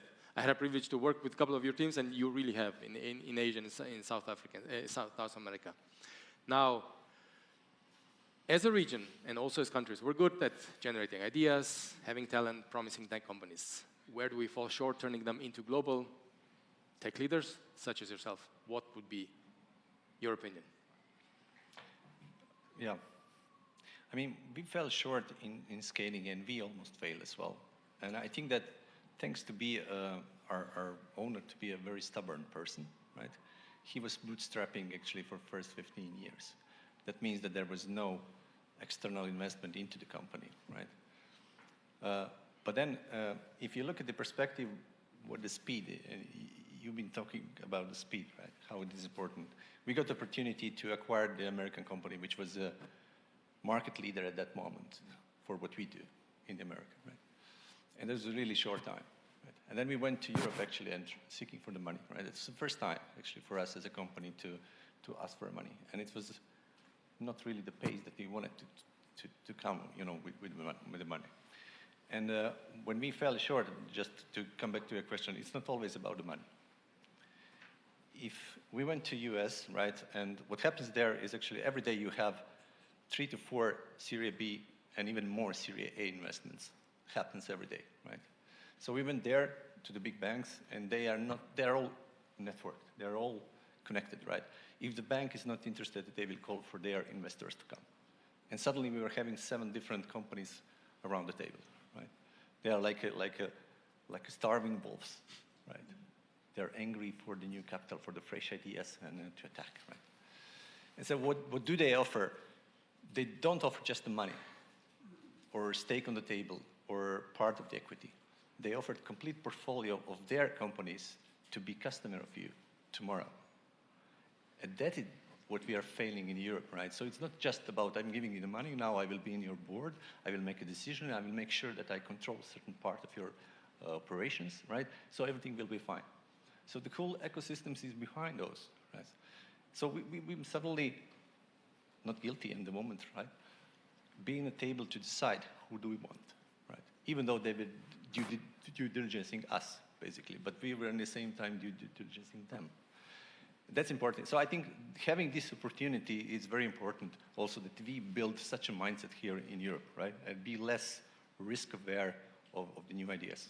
And they told us as well, what you just mentioned, that nobody knew about us. They told us one slogan, we always remember it, you're the biggest company we never heard of. Yep. So I think that is something that is valuable to explore in how do we approach actually to investment, especially the bigger investments. Okay, you touched a little bit in the follow-up questions. So what was the journey, what made it possible? If you want to add on to this, you can still do, but the other part is more interesting now. If I understand right, it's about 20 years now since the official Infobip founding. I think it was just now, yeah? So if a company would be to start now, so 20 years after the Infobip original start, would they have an easier or harder path to follow? Both, to be very honest. From the perspective of, let's say, technology, because technology is democratized today, right? The knowledge is very much democratized. So you can have, without any capex, you can, rise up your business to the cloud, right? You just take one of the clouds outside. So you have to do this now, you wouldn't have to? Well, we did it by ourselves, right? And then investing in the capex and borrowing the money from the parents and such things, right? That happens in the beginning, right? You don't have to do that round. Everything is actually, configured for you if you know just a little bit about the technology, and we know, right? So that from that part is easy.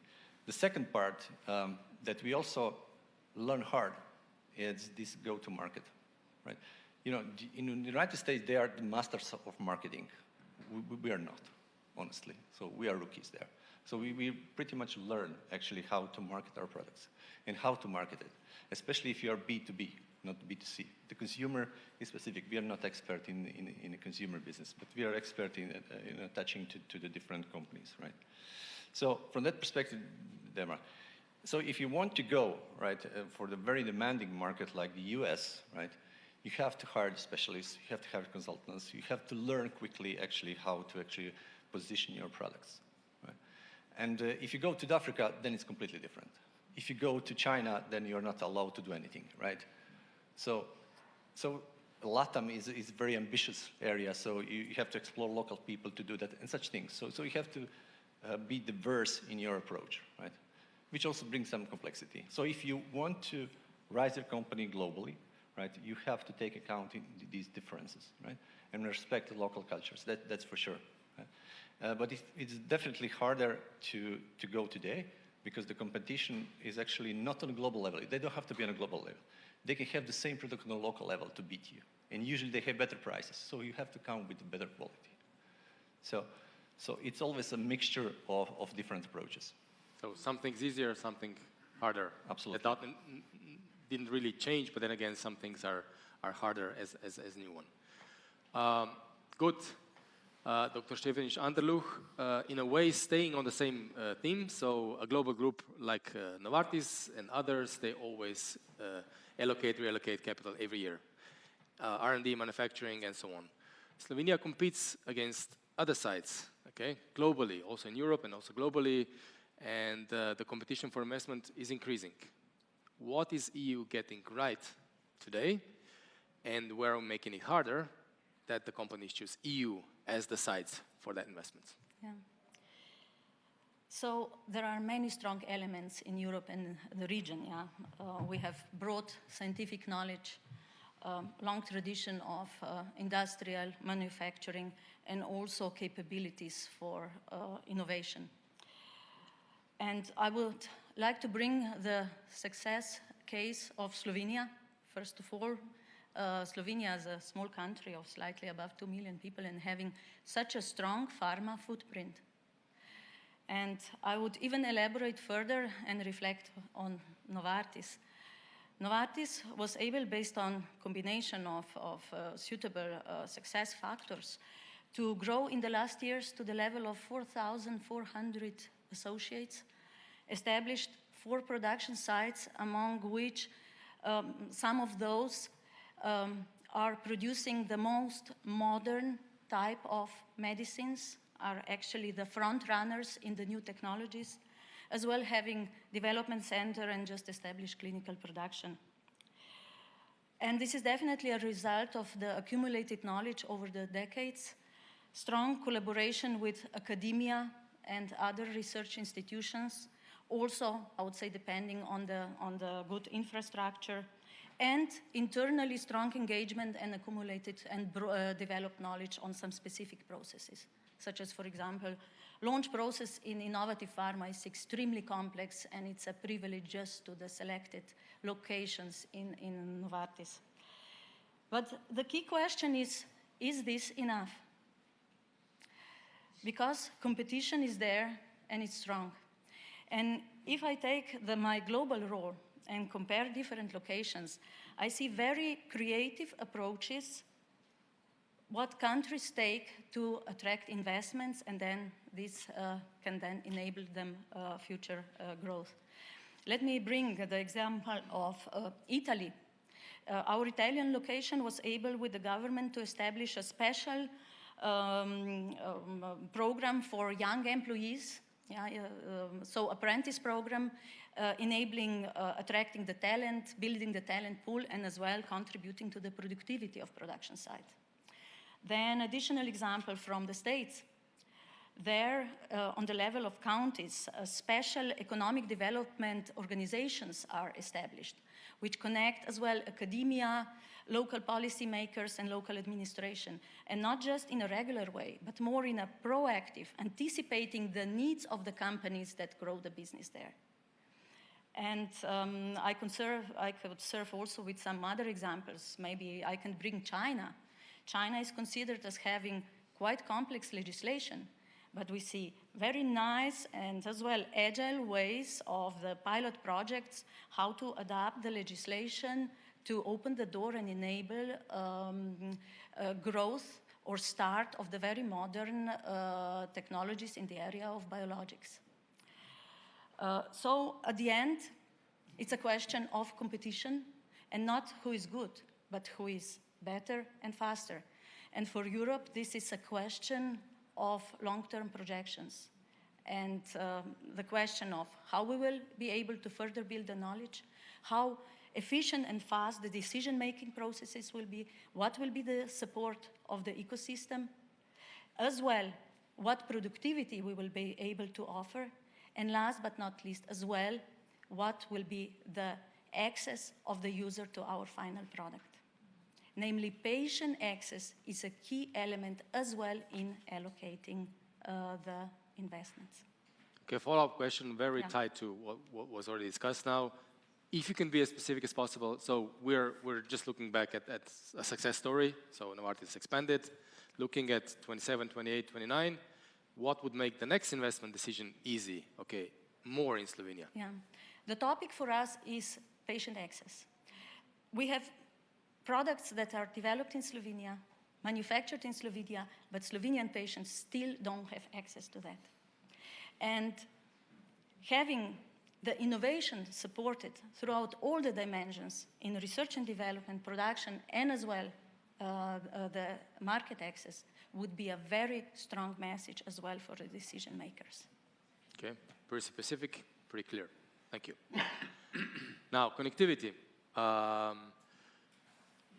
A set of questions or kind of connected to Dr. Schulte. So how important do you believe connectivity is for the ability of companies in a smaller market to scale internationally? Okay, and does better connectivity actually translate into better conditions for scale-ups? So let's start with this one. We know in a lot of studies that connectivity is absolutely core for countries, for the prospect of the development. If you take recent studies, a 10% increase in connectivity leads to 0.6% increase of GDP. There are other studies around, but it's always more or less the same. Take an example, my home city, Frankfurt. It's a very, very small city. It's just 700,000 inhabitants.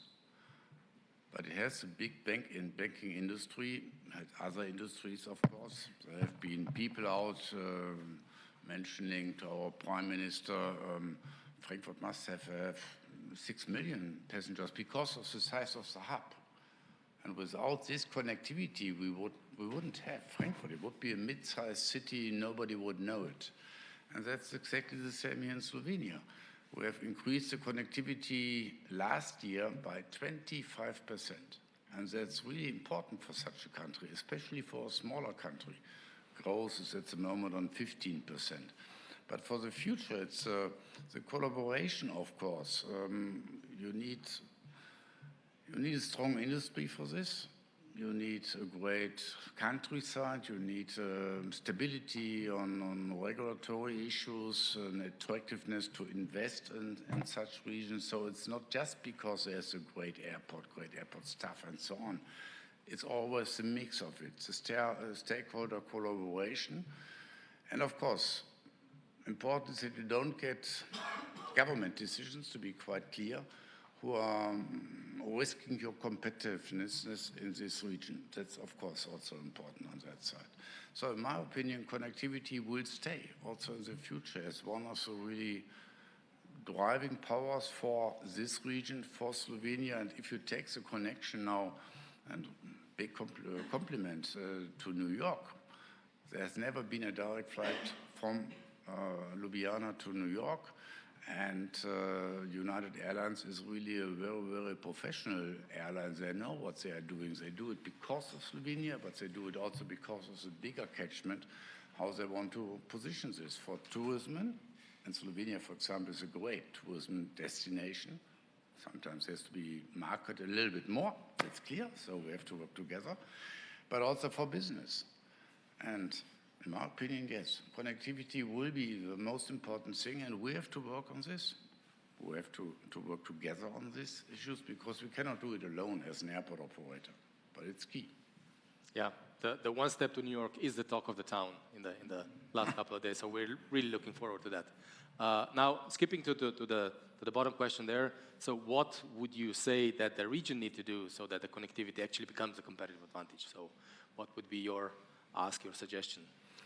Best cooperation in between the region, in between all the stakeholders here, and the most friendly environment for those companies, as you are here, on the table, on the audience, but also for new investments. So if I have mentioned at the beginning the transformation of the industry, we have to keep agility, so speed. Because here we can be fast. We take Slovenia Airport now group very often for new trends, for new innovations, and to test them over here. We would use, what should I say, years in Frankfurt, very, very complicated. Here it's months. And this ability you should keep. That's really important for that. We need to hear about these stories more. Now, we're having about 5 minutes to end, and actually we have 3 short rounds, and we're going to skip the questions from the audience just for the time's sake. Now, just a show of hands. So not a lot of discussion, just, you know, they're going to be short rounds. First show of hands, what is the binding constraints? What actually binds the region here? Is it capital? So money was mentioned. Is it regulation? Too much? Or is it talent? Not enough. It's constraint, right, that you want to hear about, not the opportunity, just to be clear. Okay. Binds meaning binding constraints from a theory, so constraints, what is limiting us? Or to say it simply, if we would throw a lot of money, or totally simplify all the laws, or double the workload population, which would have the biggest, now I'm going to use your term, bang for the buck. Now, who's for capital? Hands up. Okay, 1, so that 2. And you can only choose 1, okay? Just 1. Okay. We start again. You only choose 1, capital, regulation, or talent. Where do we need to move the most to move the needle? So who's for capital? I'll stay with capital. Stay with capital. Who's for regulation? Less, of course. Of course. Of course less, yeah. No, more. Which leaves us the talent probably hand there, yeah? So you're looking at me. Yeah, because I didn't see the hand there. Actually not. I believe in all 3. They're so much connected, intertwined, and actually coexisting, yeah. Well spotted. It was a trick question. Obviously, you can't solve it in only one, but if you had to, we kind of had the show here. We're not going to go into discussion. The quick fire, okay? You've had this question prepared before, so you kind of need to have an answer. So one decision, taken by whom, by when, to make the single change that would move this region furthest by 2030. Is Jorna. It would be FIDs, and it's not one single, you know, it's many single final investment decisions. Okay. Ms. Moll?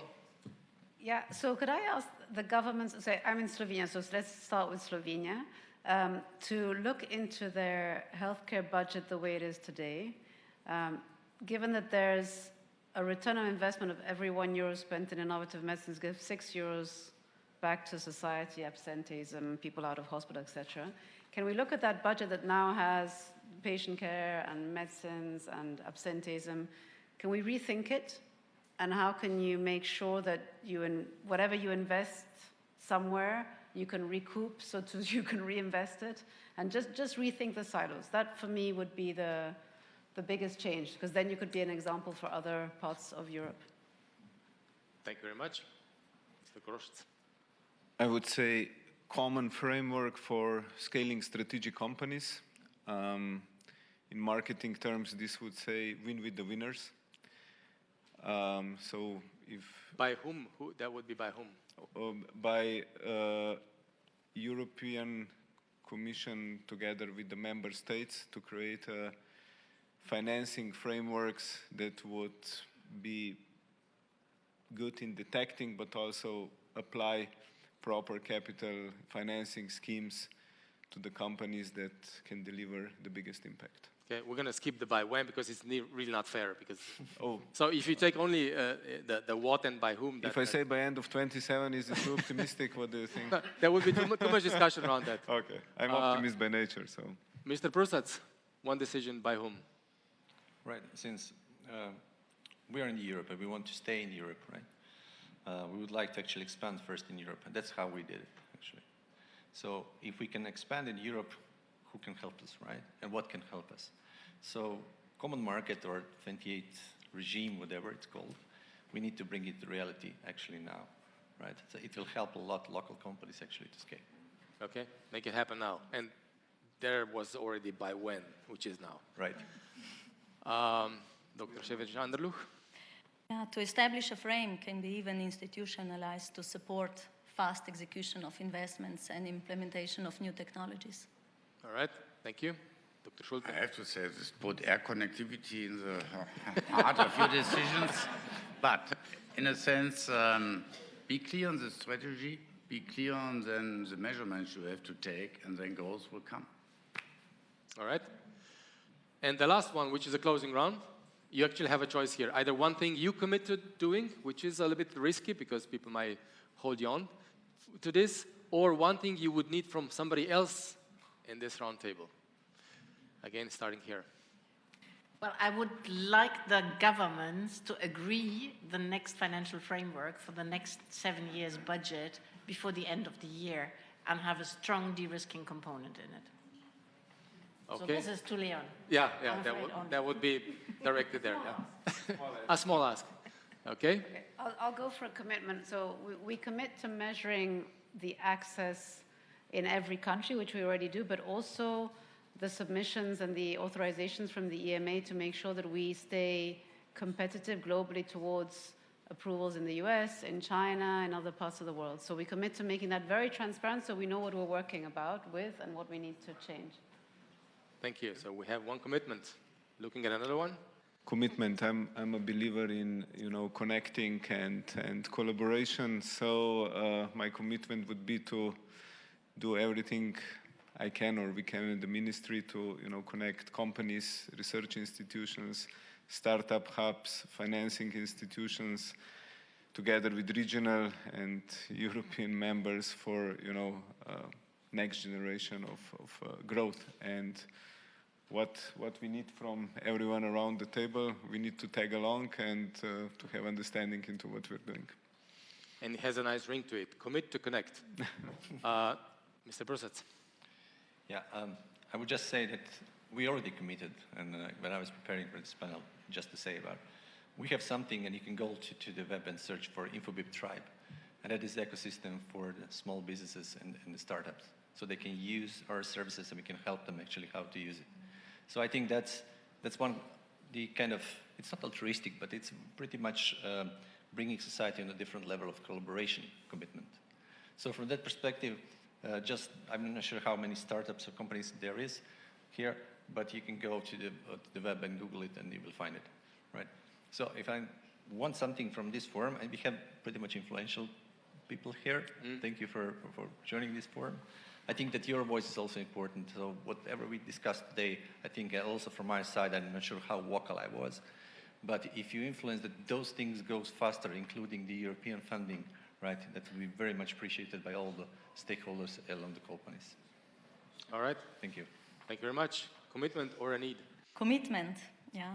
I commit to stay vocal and openly communicate what companies need to protect local research and development and local manufacturing. Thank you very much. It's the same. I believe in Europe. I believe in the path of sustainability. But I would like to see the EU to take the point of carbon leakage, to take the point of disadvantages more serious, because at the end, it cannot be that we are always saying we have to go 1 or 2 steps ahead if somebody is not any longer following us. True, true. So with that nice mix of commitments and clearly communicated needs, we're closing this debate. I want to thank all the panelists for this nice discussion. Thank you very much.